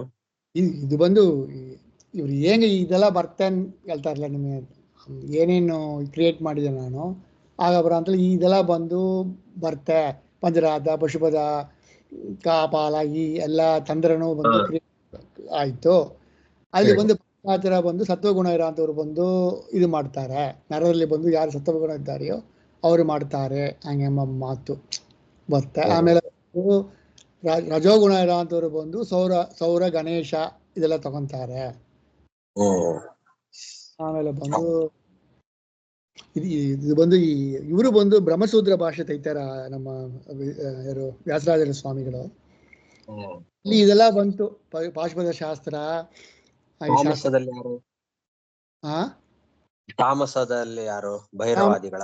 ಆಮ ತಾಮಸದಲ್ಲಿ ಬಂದು ಈ ಯಮಾಲಿ, ಕಾಪಾಲಿ ಹೌದು, ಕಾಪಾಲಿ. ಕರೆಕ್ಟ್. So, ಹೌದು, ಸೌರ, ಗಣೇಶ ಇವರೆಲ್ಲ ರಾಜಸದಲ್ಲಿ ಬರ್ತಾರೆ. So, ಅಲ್ಲಿ ಕೂಡ ಬಂದು ಇವರಿಗೆ ಬಂದು ದೇವತೆಗೆ ಬಂದು ಸರ್ವಾಶ್ರಮ ಆಚಾರ ಇದ್ದಾರೆ. ಅಲ್ಲಿ ಕೂಡ ನಾವು ಅವತ್ತು ನೋಡಿಲ್ಲ. ಇದು ಈ ಒಂದು 7ನೇ ಅಧ್ಯಾಯದಲ್ಲಿ ಕೂಡ ಅಲ್ಲಿ ಕೂಡ ಬರ್ತಾರೆ. ಮತ್ತವರೆಲ್ಲ ಬಂದು ಅವರವರು ವರ್ಣಾಶ್ರಮನ ಆಚಾರ ಮಾಡಬೇಕು. ಅದ್ರ ದೇವತೆಗೆ ಬಂದು ಆ ನಿಯಮ ಇಲ್ಲ. ಅಲ್ಲಿ ನೀದ ಬಂದು ಮೊದಲು ಹಂಗೆಂಬ ಒಂದು ಮಾತು ಬರ್ತಾ ಬ್ರಹ್ಮದೇವರನ್ನ ಹೇಳ್ತಾರೆ ಹಯಗ್ರೀವ ದೇವರು. ಅಲ್ಲಿ ಈ ಬ್ರಹ್ಮಸೂತ್ರ ಭಾಷೆಯಲ್ಲಿ ಈ ಬಾಷ್ಪದ ಶಾಸ್ತ್ರದಲ್ಲಿ ಬಂದು ರುದ್ರನೋಡ ಸರ್ವೋತ್ತಮ ಹೇಳಕ್ಕೆ ಹೊರಟು ನಡುವಲಿ ಬಂದು ವಿಷ್ಣು ಸರ್ವೋತ್ತಮ ಬರ್ತೆ. ಸೊ ಆದ್ದರಿಂದ ಅಲ್ಲಿ ವಿಷ್ಣು ಸರ್ವೋತ್ತಮ ಹೇಳಿದ್ದಾರೆ, ಅದು ತಗೊಂಬೋಕು ಎಂಬ ಒಂದು ಮಾತು ಇವ್ರು ಹೇಳಿರು, ಸ್ವಾಮಿಗಳು ಹೇಳಿರು. ಆಮೇಲೆ ವಿಷ್ಣು ಪುರಾಣದಲ್ಲಿ ವಿಷ್ಣುದ ಸರ್ವೋತ್ತಮ ಮಾತು ಬರ್ತೆ. ಆಗಿದ್ರು ಕೂಡ ವಿಷ್ಣು ಬಂದು ರುದ್ರನ ಒಂದು ಉಪಾಸನ ಮಾಡಿದ. ಆಮೇಲೆ ಬಂದು ಕೈಲಾಸಕ್ಕೆ ಹೋಗಿ ಬಂದು ತಪಸ್ ಮಾಡಿದ. ಅಲ್ಲ, ಅದು ಮೋಹನ ಮಾತುಗಳು ತಗೊ. ಅದು ಮೋಹನ ಮಾತುಗಳು ಹೆಂಗಿದೆ ಆಚಾರ ತಗೋಬೇಕು. ಅದನ್ನ ಮುಟ್ಟು ನಿಮಗೆ ರುದ್ರನ ಹೇಳಂತಲ್ಲ, ಅದನ್ನ ಬಂದು ವಿಷ್ಣು ಸರ್ವೋತ್ತಮನ ಒಂದು ಮಾತು ಬರ್ತಾ ಅದನ್ನ ತಗೊಬೇಕು ಹೇಳಿಟ್ಟು ಇಲ್ಲಿ ಮೋಹನ ಮಾತು ಹೆಂಗೆ ತಗೊಬೇಕು ನಿಮಗೆ? ಅದಕ್ಕೆ ಪ್ರಮಾಣಗಳು ಏನ್ ಹೇಳ್ತದೋ ಆ ಪ್ರಕಾರ ತಗೊಳ್ಬೇಕು ನಾವು. ಇದು ಸಂದಿಗ್ಧವಾದ ವಿಷಯ. ಈಗ ಅಲ್ಲಿ ಇಲ್ಲಿ ಎರಡು ಕಡೆಗೆ ಬಂದದ್ದು ಇದು ಸಂದಿಗ್ಧ. ಇಂಥ ವಿಷಯಗಳನ್ನ ತೀರ್ಮಾನ ಮಾಡ್ಬೇಕಾಗಿದ್ರೆ ಅಸಂದಿಗ್ಧವಾದ ಸರ್ವೋತ್ತಮ ಪ್ರಮಾಣ ಅಂತ ಯಾವ್ದಿದೆಯೋ ಆ ಪ್ರಮಾಣಗಳು ಹೆಚ್ಚು ಕಡೆಗೆಲ್ಲ ಏನ್ ಹೇಳ್ತಾ ಇದೆ ಅದನ್ನ ತಗೊಂಡು ಅದಕ್ಕೆ ತಕ್ಕಂತೆ ಈ ಎರಡಕ್ಕೂ ವ್ಯಾಖ್ಯಾನ ಮಾಡ್ಬೇಕು. ಹಾಗಾಗಿ ಆ ರೀತಿ ಮಾಡಿದ್ದೇವೆ. ಸುಮ್ನೆ ನಮಗ್ ಮನಸ್ಸು ಬಂದಂತೆ ಮಾಡಿದ್ದಲ್ಲ, ನಮಗಿಷ್ಟ ಆಗಿದೆ ಅಂತ ನಾವು ಮಾಡಿದ್ದಲ್ಲ. ಬೇರೆ ಭಾಗವತಾದಿ ಪುರಾಣಗಳು ಇವೆಲ್ಲ ನಮಗೆ ಸರ್ವೋಚ್ಚ ಪುರಾಣಗಳು, ಹೆಚ್ಚಿನ ಪ್ರಾಮಾಣಿಕವಾದ ಪುರಾಣಗಳು. ಆಮೇಲೆ ಮಹಾಭಾರತ ಮತ್ತೆ ಪಂಚರಾತ್ರ, ಇದು ವೇದ, ಇವೆಲ್ಲ ನಮಗೆ ಸರ್ವೋತ್ತಮ ಪ್ರಮಾಣಗಳು. ಅದಕ್ಕೆ ಅನುಸಾರಿಯಾಗಿ ಈ ಸಂದಿಗ್ಧವಾದ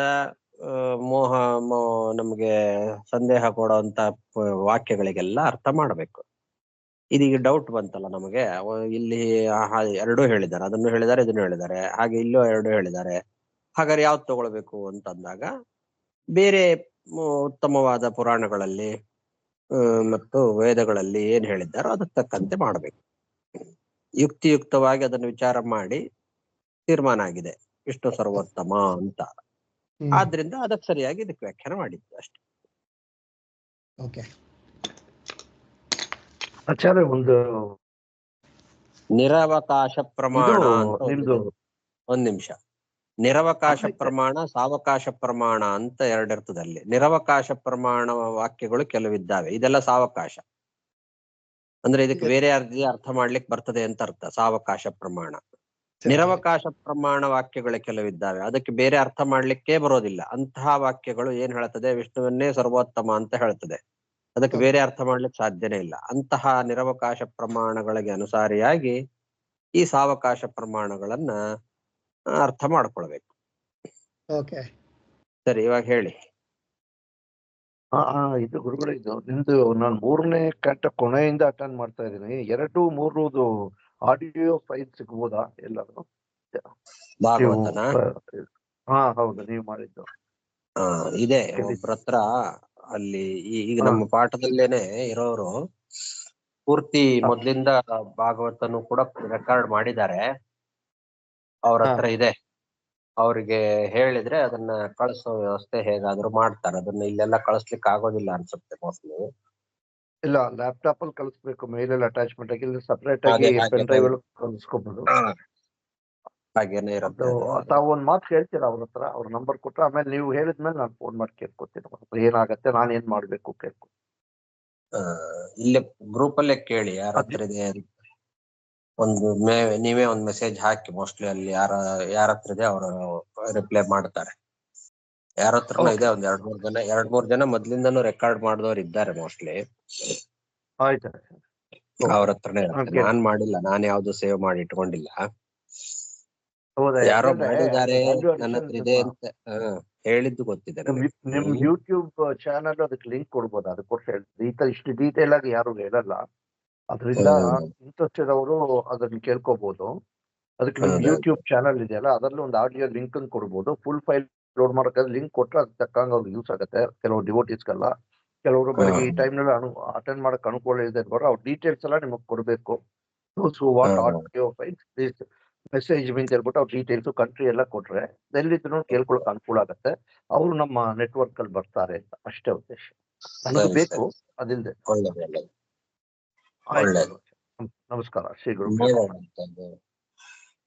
ಮೋಸ್ಟ್ಲಿ ಯಾರ ಹತ್ರ ಇದೆ ಅಂತ ಗೊತ್ತಿಲ್ಲ. ಇವರು ನಮಸ್ಕಾರ ಗುರುಗಳೇ.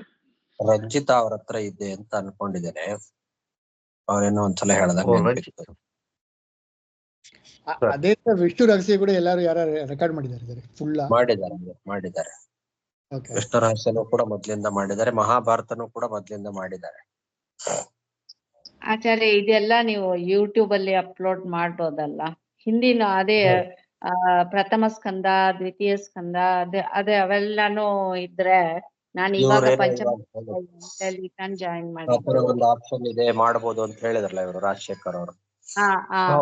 ಅದನ್ನ ಮಾಡಿದ್ರೆ ನನ್ನ ಉದ್ದೇಶ ಏನು ಅಂದ್ರೆ, ಇವಾಗ ಪ್ರವಚನಗಳೆಲ್ಲ ಸಾಕಷ್ಟು ಸಿಗತ್ತೆ. ಬಟ್ ಈ ತರ ಶ್ಲೋಕ ಹೇಳ್ಬಿಟ್ಟು ಇಷ್ಟು ಡೀಟೇಲ್ ಆಗಿ ಎಕ್ಸ್ಪ್ಲೈನ್ ಮಾಡಿ ನಿಮ್ ತರ ಅಲ್ಲಿಂದ ಎಲ್ಲ ತಗೊಂಡು ವ್ಯಾಖ್ಯಾನದೆಲ್ಲ ಲಿಂಕ್ ಕೊಡೋದು ತುಂಬಾ ಕಷ್ಟ. It's very very costly knowledge. So ಏನೋ ನನ್ನ ಉದ್ದೇಶ ಏನು ಅಂದ್ರೆ, ಒಂದು ನಮ್ದು ನೆಟ್ವರ್ಕ್ ಭಗವತ್ ಡಿವೋಟೀಸ್ ಜಾಸ್ತಿ ಮಾಡ್ಬೋದು, ಅವ್ರಿಗೆ ಅನುಕೂಲ ಆಗತ್ತೆ. ಸೊ ನಾವೆಲ್ಲ ಪ್ರೈಸಿಂಗ್ ಮಾಡ್ಬೋದು. ಯಾಕೆಂದ್ರೆ ಇವೆಲ್ಲ ಸಿಗಲ್ಲ ಅಷ್ಟು ಈಸಿಯಾಗಿ. ಇವತ್ತು ಭಾಗವತ ಪ್ರವಚನ ನೀವು ಕೇಳ್ಬಿಟ್ಟು ಒಳ್ಳೆ ಎಕ್ಸಾಸ್ಟಿವ್ ಆಗಿ ಕೇಳ್ಬೇಕು ಅಂದ್ರೆ ಅದನ್ನೇ ಅವರು ಪೆನ್ ಡ್ರೈವ್ ಅಲ್ಲಿ ಇಟ್ಬಿಟ್ಟು ಸುಮಾರು ಪ್ರೈಸಿಗೆ ಮಾರ್ತಿದ್ದಾರೆ. ನಾವು ಆ ತರ ಇಲ್ಲದೇ ಒಂದು ಡೊನೇಷನ್ ತರ ಏನಾದ್ರು ಕೊಟ್ಟರು ನಮ್ ಜನರಲ್ ಪರ್ಪಸ್ಗೆ ಹೆಲ್ಪ್ ಆಗ್ಬೋದು ಅಂತ. ಅದಿಲ್ಲದೆ ಇದು ಸುಮಾರು ಜನಕ್ಕೆ ಅನುಕೂಲ ಆಗುತ್ತೆ. ಯಾರು ಕ್ಲಾಸ್ ಅಟೆಂಡ್ ಮಾಡಕ್ಕಾಗಲ್ವೋ, ಎಲ್ಲ ಬೇರೆ ಬೇರೆ ದೇಶದಲ್ಲಿರೋರ್ಗು ಯೂಸ್ ಆಗುತ್ತೆ. ಅದರಿಂದ ಆ ಉದ್ದೇಶದಲ್ಲಿ ಎಲ್ಲ ಕೇಳಿದವ್ರೆ ಮತ್ತೆ ಮತ್ತೆ ಕೇಳಕ್ಕನು ಯೂಸ್ ಆಗತ್ತೆ ಅಲ್ಲ. ಒಂದ್ಸಲಿ ಕೇಳಿದಾಗ ನಮ್ಗೆ ರಿಜಿಸ್ಟರ್ ಆಗಲ್ಲ, ಮತ್ತೆ ಮತ್ತೆ ಕೇಳಿದಾಗ ಚೆನ್ನಾಗಿದಾಗ. ಕರೆಕ್ಟ್. ನಿಮ್ ತರ ಎಕ್ಸಾಸ್ಟಿವ್ ಆಗಿ ಯಾರು ಹೇಳಲ್ಲ. ಇಷ್ಟು ಪೇಷಂಟ್ ಆಗಿ ಒಂದೊಂದಕ್ಕೂ ಇಷ್ಟು ಇದೆ ಮಾಡ್ಬೋದು. ಅದರಿಂದ ಇದು ತುಂಬಾನೇ ಒಂಥರ what you call very precious position. ಇಷ್ಟು ಡೀಟೇಲ್ ಆಗಿ ಸಿಗೋದು ಕಷ್ಟ. ಅದರಿಂದ ನೀವು ಹೇಳ್ಬೇಕಾದ್ರೆ ರೆಕಾರ್ಡ್ ಮಾಡಿ ಇಟ್ಕೊಂಡ್ರೆ ಅದನ್ನ ಸ್ವಲ್ಪ ಎಡಿಟ್ ಮಾಡ್ಬಿಟ್ಟು ಬೇಡದೇ ಇರೋ conversation, because I was handling the media department in Manipal university as a director of media. ಬೇಡದೇ ಇರೋದೆಲ್ಲ ಎಡಿಟ್ ಮಾಡ್ಬಿಟ್ಟು ಕರೆಕ್ಟ್ ಆಗಿ ಕ್ರಿಸ್ಪ್ ಆಗಿ ಒಂದು 20 ಮಿನಿಟ್ಸ್ ಇಷ್ಟು ಶ್ಲೋಕಗಳು ಅಂತ ಹೇಳಿ ಫೈನ್ ಆಗಿ ಒಬ್ರು ಡಿಸೈನರ್ ಯಾರ ಆಡಿಯೋ ಕೊಟ್ಟರೆ ಮೀಡಿಯಾ ಮ್ಯಾನೇಜ್ಮೆಂಟ್ ಕೊಟ್ಟರೆ ನೀಟಾಗಿ ಮಾಡ್ಕೊಡ್ತಾರೆ. ಅದೊಂಥರ ಆಡಿಯೋ ಬುಕ್ಸ್ ತರ ನಾವು ಮಾಡ್ಬೋದು. Audio books are very very popular today. ಯಾಕಂದ್ರೆ you can listen to that on the go. ಎಲ್ಲಿ ಹೋಗ್ಬೇಕಾದ್ರೆ ನೀವು ಕಿರುವಿಲ್ ಹಾಕೊಂಡು ಕೇಳ್ತಾ ಹೋಗ್ಬೋದು. ಬೇರೆ ಏನೋ ಯೋಚನೆ ಮಾಡ್ಕೊಂಡು ಹೋಗಕ್ಕೆ ಅದಕ್ಕೆಲ್ಲ ತುಂಬಾನೇ ಅನುಕೂಲ ಆಗುತ್ತೆ. ಆ ಉದ್ದೇಶ. ಒಳ್ಳೆ ಐಡಿಯಾ. ನೋಡೋಣ, ಇಲ್ಲಿಗೆ ಮೆಸೇಜ್ ಹಾಕಿ ಒಂದು ನೋಡೋಣ. ಕೃಷ್ಣಾಚಾರ ಹತ್ರ ಇದೆಯಾ? ಕೃಷ್ಣಾಚಾರು ಅವತ್ತೇನೋ ಅಂದಂಗಾಗಿತ್ತಲ್ಲ. ನಾನೊಂದು ಮೆಸೇಜ್ ಹಾಕ್ತೀನಿ ಗುರುಗಳೇ, ನೋಡೋಣ ಯಾರು ರಿಪ್ಲೈ ಮಾಡ್ತಾರೆ. ಇದ್ದಾರ ಅವರು, ಮೋಸ್ಟ್ಲಿ ಮ್ಯೂಟ್ ಆಗಿದೆ. ಅವ್ರೊಂದು ಅಂದಂಗಾಗಿತ್ತು ನನ್ನ ಹತ್ರ ಇದೆ ಎಲ್ಲ ಅಂತ. ಆಯ್ತು, ನಾನು ಮೆಸೇಜ್ ಹಾಕ್ತೀನಿ. ಕೃಷ್ಣಾಚಾರ ಲೈನ್ ಅಲ್ಲಿ ಇದ್ದೀರಾ?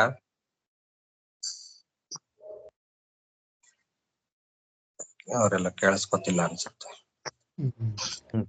ನೀವೇ ಬಿಟ್ಟು ಆಚಾರ್ಯ ಏನಾಗ್ತದೆ ನೋಡಿ, ಮಳಿಗಾಲ ಎಲ್ಲ ಬಿಟ್ಟು ಹೋಯ್ತು. ಯಾರು ರೆಕಾರ್ಡ್ ಮಾಡಲ್ಲ. ಪದ್ಮನಾಭನ್ ಅವರು ಯಾರು ರೆಕಾರ್ಡ್ ಮಾಡ್ತಾ ಇದ್ದಾರಂತೆ. ಅವರು ರೆಕಾರ್ಡ್ ಮಾಡ್ತಾ ಇದ್ದಾರೆ, ಆದ್ರೆ ಫುಲ್ ಸೇವ್ ಮಾಡಿಲ್ಲ ಅನ್ಸುತ್ತಲ್ವಾ? ಇಲ್ಲ ಗುರುಗಳೇ, ಸೇವ್ ಮಾಡಕ್ ಆಗ್ತಾ ಇಲ್ಲ ನನಗೆ ಅದು. ಅದೇ ಅವ್ರು ತಂದ್ರಿ ನೀವು ರೆಕಾರ್ಡ್ ಮಾಡಿರೋದು ಬೇರೆ ಯಾರು ಸೇವ್ ಮಾಡ್ಕೊಳಕ್ಕಾದ್ರೆ ಅವ್ರು ಮಾಡ್ಕೊಳ್ಳಿ ಅಂತ ಮಾಡ್ತಾ ಇದೀನಿ. ಕರೆಕ್ಟ್. ಒಳ್ಳೇದು. ನೀವು ರೆಕಾರ್ಡ್ ಮಾಡಿದ್ದು ಒಳ್ಳೇದೆ. ಅದನ್ನ ಯಾರೋ ಸೇವ್ ಮಾಡ್ಕೊಂಡಿದಾರಂತೆ, ನೋಡೋಣ. ಈಗ ದೇವತೆಗಳು ಅಮರತ್ವವನ್ನು ಹೊಂದಿದವರಲ್ವಾ? ಹೌದು. ಅದೀಗ ಅವರಿಗೆ ಸಾವಿಲ್ಲ ಅಂತಂದಾಗ ಇವಾಗ ದಿತಿ ದೇವಿ ಅವ್ರನ್ನ ಸಾಯಿಸ್ಬೇಕು, ಕೊಲ್ಲಬೇಕು ಅಂತ ಒಂದು ಯೋಚನೆ ಮಾಡ್ತಾರೆ. ಇವಾಗ ಅವ್ರಿಗೂ ಗೊತ್ತಲ್ವಾ ಅವ್ರ ಅಮರತ್ವ ಹೊಂದಿರೋರು ಅಂತ. ಅದನ್ನ ಸಾಯೋದಿಲ್ಲ ಅಂತ ಗೊತ್ತಿದ್ದು ಸಾಯಿಸಲಿಕ್ಕೆ ಒಬ್ಬ ಮಗ ಬೇಕು ಅಂತ ಯಾಕೆ ಇದ್ ಮಾಡ್ತಾಳ ಅವ್ರನ್ನ? ಒಳ್ಳೆ ಪ್ರಶ್ನೆ.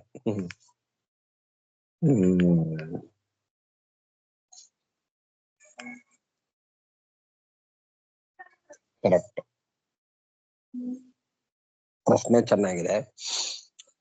ಆವಾಗ ಇಲ್ಲಿ ದಿತಿದೇವಿಯ ಅಜ್ಞಾನ ಅಂತ ಇಟ್ಕೊಳ್ಬೇಕು ಒಂದು, ಅಥವಾ ಒಂದು ಮಕ್ಕಳನ್ನ ಕಳ್ಕೊಂಡಂತಹ ಹೆಣ್ಣಿಗೆ ಎಷ್ಟರ ಮಟ್ಟಿಗೆ ಕೋಪ ಬರುತ್ತೆ ಜಗತ್ತಿನಲ್ಲಿ ಅನ್ನೋದನ್ನ ಜಗತ್ತಿಗೆ ತಿಳಿಸ್ಲಿಕ್ಕೋಸ್ಕರ ಈ ರೀತಿ ನಟನೆ ಮಾಡಿದ್ಲು ಅಂತ ಇಟ್ಕೊಳ್ಬಹುದು. ಯಾಕೆಂದ್ರೆ ದಿತಿದೇವಿಯು ಕೂಡ ಒಬ್ಬ ದೇವತೆನೆ. ಅವಳು ಸಾಮಾನ್ಯ ಸ್ತ್ರೀ ಏನಲ್ಲ, ಅವಳು ಮಹಾಜ್ಞಾನಿನೇ. ಹಾಗಾಗಿ ಲೋಕದೃಷ್ಟಿಯಿಂದ ಮಕ್ಕಳನ್ನ ಒಬ್ಬ ಕೊಂದ ಅಂತಾದ್ರೆ ಆವಾಗ ಎಷ್ಟು ಆ ತಾಯಿಗೆ ಸಿಟ್ಟು ಬರ್ಬೋದು ಅನ್ನೋದನ್ನ ತಿಳಿಸ್ಲಿಕ್ಕೋಸ್ಕರ ಈ ರೀತಿ ತಾನು ಆ ರೀತಿ ನಟನೆ ಮಾಡಿದ್ಲು ಅಂತ ಹಾಗೆ ಇಟ್ಕೊಳ್ಬಹುದು ಅಂತ ಅನ್ಸತ್ತೆ. ಭಗವಂತನ ಪ್ರೇರಣೆನೂ ಅಲ್ಲಿ ಇದೆಯಲ್ಲ, ಕೊಲ್ಲರಿಕಂತೂ ಆಗಲ್ಲ. ಅದೇ ಕರೆಕ್ಟ್. ತಾನು ಹಾಗೇನೆ, ಮತ್ತೆ ತಾನು ಕೂಡ ಅಮರಳೆ. ಹಾಗೆ ಇವನು ಇಂದ್ರನು ಕೂಡ ಗೊತ್ತಿದೆ ಅವಳಿಗೆ. ಇವ್ರಿಗೆಲ್ಲ ಮತ್ತೆ ಇಂದ್ರ ಒಡೆಯನೇ. ಇವರಿಗೆಲ್ಲರಿಗೂ ಇಂದ್ರ ಒಡೆಯ, ಅದು ಗೊತ್ತಿದೆ ಅವರಿಗೆ. ಅವರೆಲ್ಲ ಇಂದ್ರನನ್ನು ಉಪಾಸನೆ ಮಾಡೋರೆ. ಅವಳು ಲೋಕದೃಷ್ಟಿಯಿಂದ ಒಂದು ತಾಯಿ ಅನ್ನೋ ಒಂದು ಇದು ಬಿಟ್ರೆ ಯೋಗ್ಯತಾನುಸಾರವಾಗಿ ವಿಚಾರ ಮಾಡಿದ್ರೆ ದಿತಿ, ಕಶ್ಯಪರು, ಅದಿತಿ ಇವರೆಲ್ರಿಗೂ ಇಂದ್ರ ಒಡೆಯ. ಅವನು 8ನೇ ಕಕ್ಷೆಯಲ್ಲಿದ್ದಾನೆ. ಅದೇ ಇವ್ರಿಗೆ ಗೊತ್ತಿದೆ. ಆ ಮೂಲ ಇದನ್ನ ನೋಡಿದ್ರೆ ಅವರೆಲ್ಲ ಇಂದ್ರನನ್ನ ಉಪಾಸನೆ ಮಾಡ್ತಕ್ಕಂಥವ್ರೆ ಇವರೆಲ್ಲ. ಆದ್ರೆ ಅದೇ ಲೋಕದೃಷ್ಟಿಯಿಂದ ಈ ರೀತಿ ಮಾಡಿದ್ರು ಅಂತ ಇಟ್ಕೋಬೇಕಷ್ಟೆ. ಸರ್, ಇಲ್ಲಿ ಇಂದ್ರ ಅಂಬದು ಬಂದು ಇಂದ್ರ ಅಂಶನ ಮಾತಾಡ್ತೇವ, ಇಲ್ಲ ಫುಲ್ಲ ಇಂದ್ರನೇ ಕೊಳ್ಳಬೇಕು ಹೇಳ್ತಾಳೆ ಅವಳು? ಈಗ ನಾವು ಬಂದು ಮಹಾಭಾರತದಲ್ಲಿ ಬರ್ತಾ ಏನು ಕರ್ಣನ ಕೊಲ್ತಾನ ಅರ್ಜುನ, ದ್ರೋಣಾಚಾರ್ಯ, ಆ ತರ ಇಟ್ಕೋಬೇಕು. ಆ ತರ ಇಂದ್ರನ ಅದೇ ಮೂಲ ಅಲ್ಲ.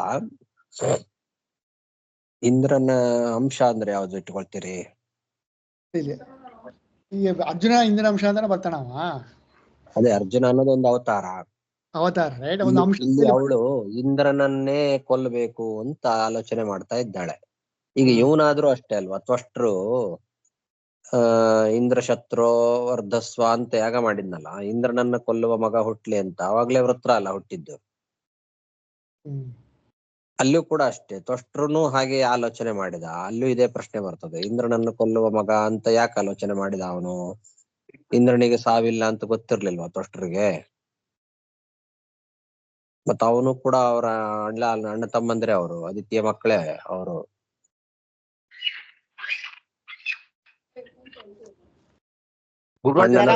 ಗಣಗಳು ಬೇಕಾಗಿತ್ತು, ಅದಕ್ಕೆ ಇರ್ಬೋದು. ಅದೇ ಎಲ್ಲ ಒಂದೊಂದು ಬೇರೆ ಬೇರೆ ಕಾರಣಗಳಿರುತ್ತೆ ಅದಕ್ಕೋಸ್ಕರ ಅಷ್ಟೆ. ಈ ರೀತಿ ಭಗವತ್ ಸಂಕಲ್ಪದಂತೆ ಅವರೆಲ್ಲ ನಟನೆ ಮಾಡ್ತಾರೆ ಅಂತ ಇಟ್ಕೋಬೇಕಷ್ಟೆ. ದೇವತೆಗಳು ಪಾತ್ರಧಾರಿಗಳಷ್ಟೆ. ಅದೇ ಅಲ್ಟಿಮೇಟ್ಲಿ ಭಗವತ್ ಸಂಕಲ್ಪ.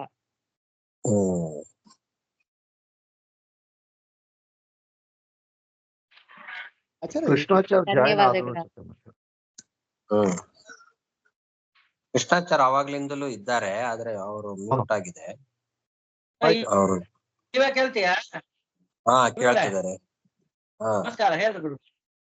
ಅದೇ ಇವರು ಭಾಗವತ ಮೊದಲಿಂದ ಪೂರ್ತಿ ರೆಕಾರ್ಡಿಂಗ್ ಇದೆಯಾ ಅಂತ ಕೇಳ್ತಾ ಇದ್ದಾರೆ. 1, 2 ಬಂದು ಪದ್ಮನಾಭರಾವ್ ಮಾತಾಡ ಮಾಡಿದ ಜಾಯಿನ್ ಮಾಡಲಿಲ್ಲ. ಅದು ಬಂದು ಪದ್ಮನಾಭರಾವ್ ಕಂಪ್ಯೂಟರ್ ಕರೆಕ್ಟ್ ಅಂತ ಹೇಳಿದ್ರೆ ಎಲ್ಲವ ನಾಶವಾಗೋಗುತ್ತೆ ಅಂತ ಹೇಳಿದ್ರು. ಅದು ತಯಾರು ಮಾಡಿಲ್ಲ ಅಂತ ಹೇಳಿದ್ರು. 3 ಮಧ್ಯದಲ್ಲಿ ಜಾಯಿನ್ ಮಾಡಿದೆ. ಅದರಿಂದ 3, 4, 5 ಸಂಪೂರ್ಣವಾಗಿದೆ. 6 ಇದು ಬಿಟ್ಟು ಎಲ್ಲವೇ ಇದೆ ನನ್ನ ಹತ್ರ. 3ರಿಂದ ಎಲ್ಲ ಇದೆ ನಿಮ್ಮ ಹತ್ರ? ಹೌದು, 3 ಅರ್ಧ ಓಡಿ ಮೇಲೆ ಸೇರಿದೆ. ಸರಿ, ಅದನ್ನ ಇಟ್ಕೊಂಡಿರಿ, ನೋಡೋಣ. 1ರಿಂದ 3ವರೆಗೂ ಯಾರಾದ್ರೂ ಮಾಡಿದಾರ ಅಂತ ಅದನ್ನು ವಿಚಾರ ಮಾಡೋಣ. ಎಷ್ಟು ಸಿಗುತ್ತೋ ಅಷ್ಟನ್ನ. ಅದೇ ಇವ್ರಿಗೇನೋ ರಾಜಶೇಖರ್ ಅವ್ರಿಗೆ ಅದನ್ನ ತಲುಪಿಸೋ ವ್ಯವಸ್ಥೆ ನಿಮ್ಗೆ ಏನಾರು ಗೊತ್ತಾ, ಹೇಗ್ ಮಾಡ್ಬೇಕು ಅಂತ? ಅದು ಏನೇ ಮಾಡ್ಬೇಕು ಅಂತ ಕೇಳ್ರಿ, ಇದ್ರೆ ಅದ್ರ ಮೇಲೆ ಮಾಡಬಹುದು. ಇಲ್ಲ ಒಂದೊಂದನಕ 2 3 ಸ್ಕೈಪ್ ಪ್ಲೇ ಕೂಡ ಹಾಕುವಲ್ದು. ಅದೆಲ್ಲ ಒಂದೇ ಫೈಲ್ ಅಲ್ಲಿ ಇದೆಯಾ? ತಾವೇ ಶೇರ್ ಮಾಡ್ತಿದ್ದೀರಾ? ನಮಸ್ಕಾರ ಆಚಾರ್ಯ, ನಾನು ರಾಜು. ತಾವೇ ಫೈಲ್ ಲ್ಯಾಪ್ಟಾಪ್ ಅಲ್ಲಿ ಸೇವ್ ಮಾಡಿದ್ದೀರಾ? ಹೆಂಗೆ ಆಚಾರ್ಯ? ಡೇಟ್ ವೈಸ್ ಸೇವ್ ಮಾಡಿದ್ದೇನೆ. ಯಾಕೆಂದ್ರೆ ಅದನ್ನ ಪೆನ್ ಡ್ರೈವ್ ಅಲ್ಲಿ ಸೇವ್ ಮಾಡ್ಬಿಟ್ಟು ನಾನು ತಗೋಬಹುದು. ತಾವು ಯಾವ ಊರಲ್ಲಿ ಇರೋದು? ಚೆನ್ನೈಲಿದ್ದಾರೆ. ನಾನು ನೀವು ಯಾವ ಊರಲ್ಲಿದ್ದೀರಿ? ನಾನು ಮೈಸೂರಲ್ಲಿದ್ದೇನೆ. ನಾನು ಆಚಾರ್ಯ ಗುರುಗಳಿಗೆ ಒಂದು ಸಜೆಷನ್ ಕೊಡ್ತಿದ್ದೆ. ಯಾಕಂದ್ರೆ ಗುರುಗಳ ಆಕ್ಚುಲ್ ಆಗಿ ನಾವು ಕೆಲಸ ಮಾಡ್ತಿದ್ದಾಗ ಈ ತರ ಟಾಕ್ಸ್ ಡೆಲಿವರಿ ಮಾಡ್ಬೇಕಾದ್ರೆ, ಇಂಪಾರ್ಟೆಂಟ್ ಮಾತಾಡ್ಬೇಕಾದ್ರೆ there is one audio instrument available. ನೀವು ಮಾತಾಡೋದನ್ನ ಕ್ಲಿಯರ್ ಆಗಿ ಅದು ರೆಕಾರ್ಡ್ ಮಾಡ್ಕೊಂಡ್ಬಿಡುತ್ತೆ. ಸಪ್ರೇಟ್ ನೀವು ಏನ್ ಪ್ರವಚನ ಮಾಡ್ತಿರೋ ನಿಮ್ಮ ಹತ್ರನೇ ಇಟ್ಕೋಬಹುದು. ನೀವು ಮಾತಾಡ್ಬೇಕಾದ್ರೆ ಫುಲ್ ಕ್ಲಾರಿಟಿ ರೆಕಾರ್ಡ್ ಮಾಡ್ಬಿಡುತ್ತೆ. ನಾಯ್ಸ್ ಪೊಲ್ಯೂಷನ್ ಇರಲ್ಲ. ಅದನ್ನ ಮೀಡಿಯಾ ಅವ್ರ ಎಡಿಟ್ ಮಾಡ್ಕೊಂಡ್ಬಿಟ್ರೆ ನಮ್ದು ಪರ್ಮನೆಂಟ್ ರೆಕಾರ್ಡ್ ಇರುತ್ತೆ. ಯಾವತ್ತು ಎಲ್ರಿಗೂ ಯೂಸ್ ಆಗತ್ತೆ. ಆಮೇಲೆ ಅದನ್ನ ಹೆಂಗೆ ನಾವು ಅದನ್ನ ಎಕ್ಸ್ಪಾಂಡ್ ಮಾಡ್ಬೋದು ಅಂತ ಥಿಂಕ್ ಮಾಡ್ಬೋದು. ಇದೊಂದು ಸಜೆಷನ್. ಅದನ್ನ ಪೆನ್ ಡ್ರೈವ್ ಅಲ್ಲಿ ಸೇವ್ ಮಾಡ್ಬಿಟ್ಟು ಬೇಕು ಅಂದ್ರೆ ನಾನು ತಗೋತೀನಿ. ತಮ್ಮ ಅಡ್ರೆಸ್ ಕೊಡಿ ಸರ್. ನಾನು ತಮ್ಮ ನಂಬರ್ ಇದ್ರೆ ಹೇಳಿ, ನಾನು ಸೇವ್ ಮಾಡ್ಕೊತೀನಿ, ಮತ್ತೆ ಫೋನ್ ಮಾಡ್ತೀನಿ ಸರ್. ಆಚಾರ್ಯ ಅವ್ರಿಗೆ, ಕೃಷ್ಣಾಚಾರ್ಯ. 94439 944 39 23 584. ಆಯ್ತು ಆಚಾರ್ಯ. ನನ್ನ ಹೆಸರು ರಾಜು ಅಂದ್ಬಿಟ್ಟು, ರಾಜಶೇಖರ್ ಮೈಸೂರು. ನಾನು ನಿಮ್ಗೆ ಫೋನ್ ಮಾಡ್ತೀನಿ. ತಮ್ಗೆ ಅನುಕೂಲ ಆಗೋ ಟೈಮಲ್ಲಿ ಫೋನ್ ಮೆಸೇಜ್ ಕಳಿಸ್ಬಿಟ್ಟು ಮಾಡ್ತೀನಿ. ನಮಸ್ಕಾರ ಆಚಾರ್ಯ. ನಮಸ್ಕಾರ ಗುರುಗಳೇ. ನಮಸ್ಕಾರ. ಇದು ಇವರು ಹೇಳ್ತು ಇದೆ ಆಚಾರ್ಯರೇ ಮುಂದೆ ಫೋನ್ ಇದ್ದರೆ ಇವಾಗ ಫೋನಲ್ಲಿ ವಾಯ್ಸ್ ರೆಕಾರ್ಡರ್ ಒಂದು ಆಪ್ ಇದೆ, ಅದರಲ್ಲಿ ಸೇವ್ ಮಾಡಬಹುದು. ಯಾಕೆಂದ್ರೆ ಆಚಾರ್ಯರು ಹೇಳುವಾಗ ಅವರು ರೆಕಾರ್ಡ್ ಮಾಡಿದ್ರೆ ಅದು ಕ್ಲಿಯರ್ ಆಗಿದೆ.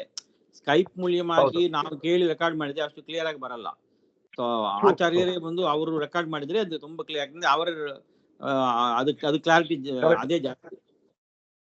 ಕರೆಕ್ಟ್. ನೀವು ಹೇಳೋದಕ್ಕೆ ಅಂಡರ್ಸ್ಟ್ಯಾಂಡ್. ಆಚಾರ್ಯ ನೀವೇ ವಾಯ್ಸ್ ರೆಕಾರ್ಡರ್ ಇದು ಮಾಡ್ಬಿಟ್ಟು ಡೈಲಿ ಇದು ರೆಕಾರ್ಡ್ ಮಾಡ್ಕೊಂಡ್ಬಿಡ್ಬೋದು. ವಾಯ್ಸ್ ರೆಕಾರ್ಡರ್ ನೀವು ಆನ್ ಮಾಡಿದ್ರೆ ಒಂದು ಆಪ್ ಇದೆ, ತುಂಬಾ ಕ್ಲಾರಿಟಿ ಇದೆ. ನಾನು ಡೈಲಿ ಹತ್ರ ಮಾಡಿ ಕೇಳ್ಕೊತೀನಿ ಬೇರೆ ಫೈಲ್ಸ್ ಎಲ್ಲ. ಅದು ನಿಮ್ಗೆ ಬೇಕು ಶೇರ್ ಮಾಡ್ತೀರಿ. App is very perfect. ಇವತ್ತಿಂದನೇ ಏನ್ ಪ್ರವಚನ ಮಾಡ್ತಿರೋ ಆ ಫೈಲ್ ಮೇಲೆ ಹಂಗೆ ಸೇವ್ ಮಾಡ್ಬೋದು. ನಿಮ್ಮ ಐಪ್ಯಾಡ್ ಅಲ್ಲೋ ಮೊಬೈಲ್ ಅಲ್ಲೋ ಎಲ್ಲಿದ್ರು ನೀವೇನ್ ಮಾಡ್ಬೋದು, ಇವತ್ತಿಂದನೇ ಡೇಟ್ ಆಗೋ 13 ಸೆಪ್ಟೆಂಬರ್ ಶ್ಲೋಕಗಳು 15ರಿಂದ 24ವರೆಗೂ ಹಂಗೆ ಅಂದ್ಬಿಟ್ಟು ಫೈಲ್ ನೇಮ್ ಸೇವ್ ಮಾಡಿಟ್ಕೋಬಹುದು. ಅದಾದ್ಮೇಲೆ ಕಂಪ್ಲೀಟ್ ಅವ್ರು ಮೀಡಿಯಾ ಪರ್ಸನಲ್ ಕೊಟ್ರೆ ಈ 6ನೇ ಸ್ಕಂದ 7ನೇ ಸ್ಕಂದ ಹೇಗೆ ಬೇಕೋ ಅದ್ರ ಕಂಪ್ಲೀಟ್ ಅವರು ಒಂದು ಆಡಿಯೋ ಫೈಲ್ ಮಾಡಿ ಕೊಡ್ತಾರೆ. ಬಟ್ ಅವ್ರದ್ದು ಕ್ಲಾರಿಟಿ ಚೆನ್ನಾಗಿರುತ್ತೆ. ಸ್ವಲ್ಪ media people have to work for that. ಅವಾಗ ನಿಮ್ ಪರ್ಸನಲ್, ಯಾಕಂದ್ರೆ ಇಷ್ಟೆಲ್ಲ ಕಷ್ಟಪಟ್ಟು ಹೇಳ್ತೀರಾ, ಅದನ್ನ ನಾವು ರೆಕಾರ್ಡ್ ಮಾಡಿ ಫ್ಯೂಚರ್ಗೂ ಪ್ರಿಸರ್ವ್ ಮಾಡ್ಬೇಕು. ಆ ಉದ್ದೇಶದಲ್ಲಿ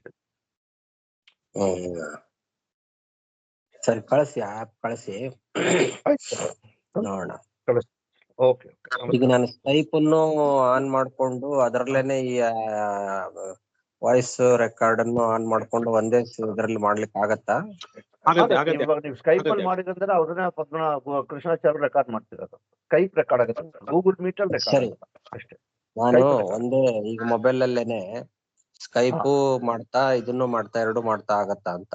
ಅದ್ ರೆಕಾರ್ಡ್ ಆಪ್ಷನ್ಸ್ ಕೇಳ್ಕೋಬೇಕು. ಅದು ಇತ್ತು ಅಂದ್ರೆ ಈಸಿಯಾಗಿ ಮಾಡ್ಕೋಬಹುದು. ಅವತ್ತ ಮಾತಾಡ್ಬೇಕಾದ್ರೆ ತುಂಬಾ ಕ್ಲಾರಿಟಿ ಇರುತ್ತೆ. ನಿಮ್ ಮನೇಲಿ ಎಕ್ಸ್ಟರ್ನಲ್ ಡಿಸ್ಟರ್ಬೆನ್ಸಸ್ ಎಲ್ಲ ಕೇಳಲ್ಲ, ನೀವೇ ಡೈರೆಕ್ಟ್ ಆಗಿ ಮಾತಾಡೋದ್ರಿಂದ. ಬಟ್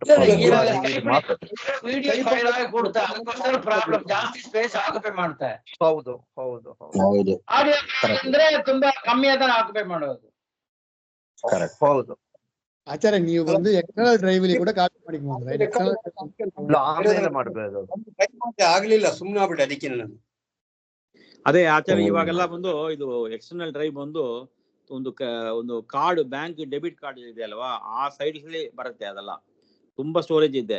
ಸೊ ಎಷ್ಟೋ ಫೈಲ್ಸ್ ಬಂದು ಸ್ಟೋರ್ ಮಾಡಲಿಕ್ಕೆ ಅದರಲ್ಲಿ ಇದೆ. ನನ್ನ ಹತ್ರ 2 TB ಇದೆ ಆಚಾರ್ಯ. 2 TB ನೀವು ಸಿಕ್ಕಾಪಟ್ಟ ಫೈಲ್ಸ್ 10 ಸತಿ ಪ್ರವಚನ ಮಾಡ್ಬೋದು.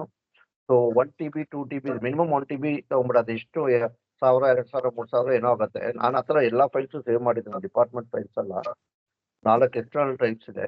1 TB ಮಿನಿಮಮ್ ತಗೋಬೇಕು. 1 TB ತಗೊಂಡು ಆರಾಮಾಗಿ ನಿಮ್ಗೆ ಎಲ್ಲಾ ಫೈಲ್ಸ್ ಸೇವ್ ಮಾಡ್ಕೋಬಹುದು. ಅದನ್ನ ಪರ್ಮನೆಂಟ್ ರೆಕಾರ್ಡ್ ತರ ಇಟ್ಕೊಂಡ್ಬಿಟ್ಟು ಅದನ್ನ ನಾವು ಹೆಂಗೆ ಚಾನಲ್ ಯೂಸ್ ಮಾಡ್ಬೋದು, ಹೆಂಗೆ ನಾವು ಜಾಸ್ತಿ ಡಿವೋಟೀಸ್ಗೆ ತಲುಪಿಸ್ಬೋದು ಅಂದ್ಬಿಟ್ಟು ಯೋಚನೆ ಮಾಡಬೇಕು. ಮುಂದೆ ಎಕ್ಸ್ಪ್ಯಾಂಡ್ ಆಗ್ತಾ ಇರುತ್ತಲ್ಲ ಆ ಉದ್ದೇಶದಿಂದ. ಟೈಪಲ್ಲಿ ರೆಕಾರ್ಡ್ ಮಾಡ್ಲಿಕ್ಕೆ ಬೇರೆ ರೆಕಾರ್ಡ್ ಮಾಡ್ಲಿಕ್ಕೆ ಆಗಲ್ಲ ಗುರುಗಳೇ, ಸಪರೇಟ್ ಮತ್ತೆ ಆಮೇಲೆ ರೆಕಾರ್ಡ್ ಮಾಡ್ಬೇಕಂತ. ಇಲ್ಲ ಅದು ಅದಕ್ಕೆ ಆಚಾರ್ಯ ಪ್ಯಾಡ್ ಇದೆಯಲ್ಲ ಸ್ಯಾಮ್ಸಂಗ್ ಪ್ಯಾಡ್ ಅಲ್ಲಿ ಬಂದು ಆಪ್ ಇಟ್ಟು ಅದು ರೆಕಾರ್ಡ್ ಮಾಡಿ, ಫೋನ್ ಅಲ್ಲಿ ಬಂದು ಸ್ಕೈಪ್ ಅಲ್ಲಿ ರೆಕಾರ್ಡ್ ಮಾಡಿ. ಸೊ ಒಂದೇ ಸಮಯದಲ್ಲಿ 2 ಆಗುತ್ತೆ.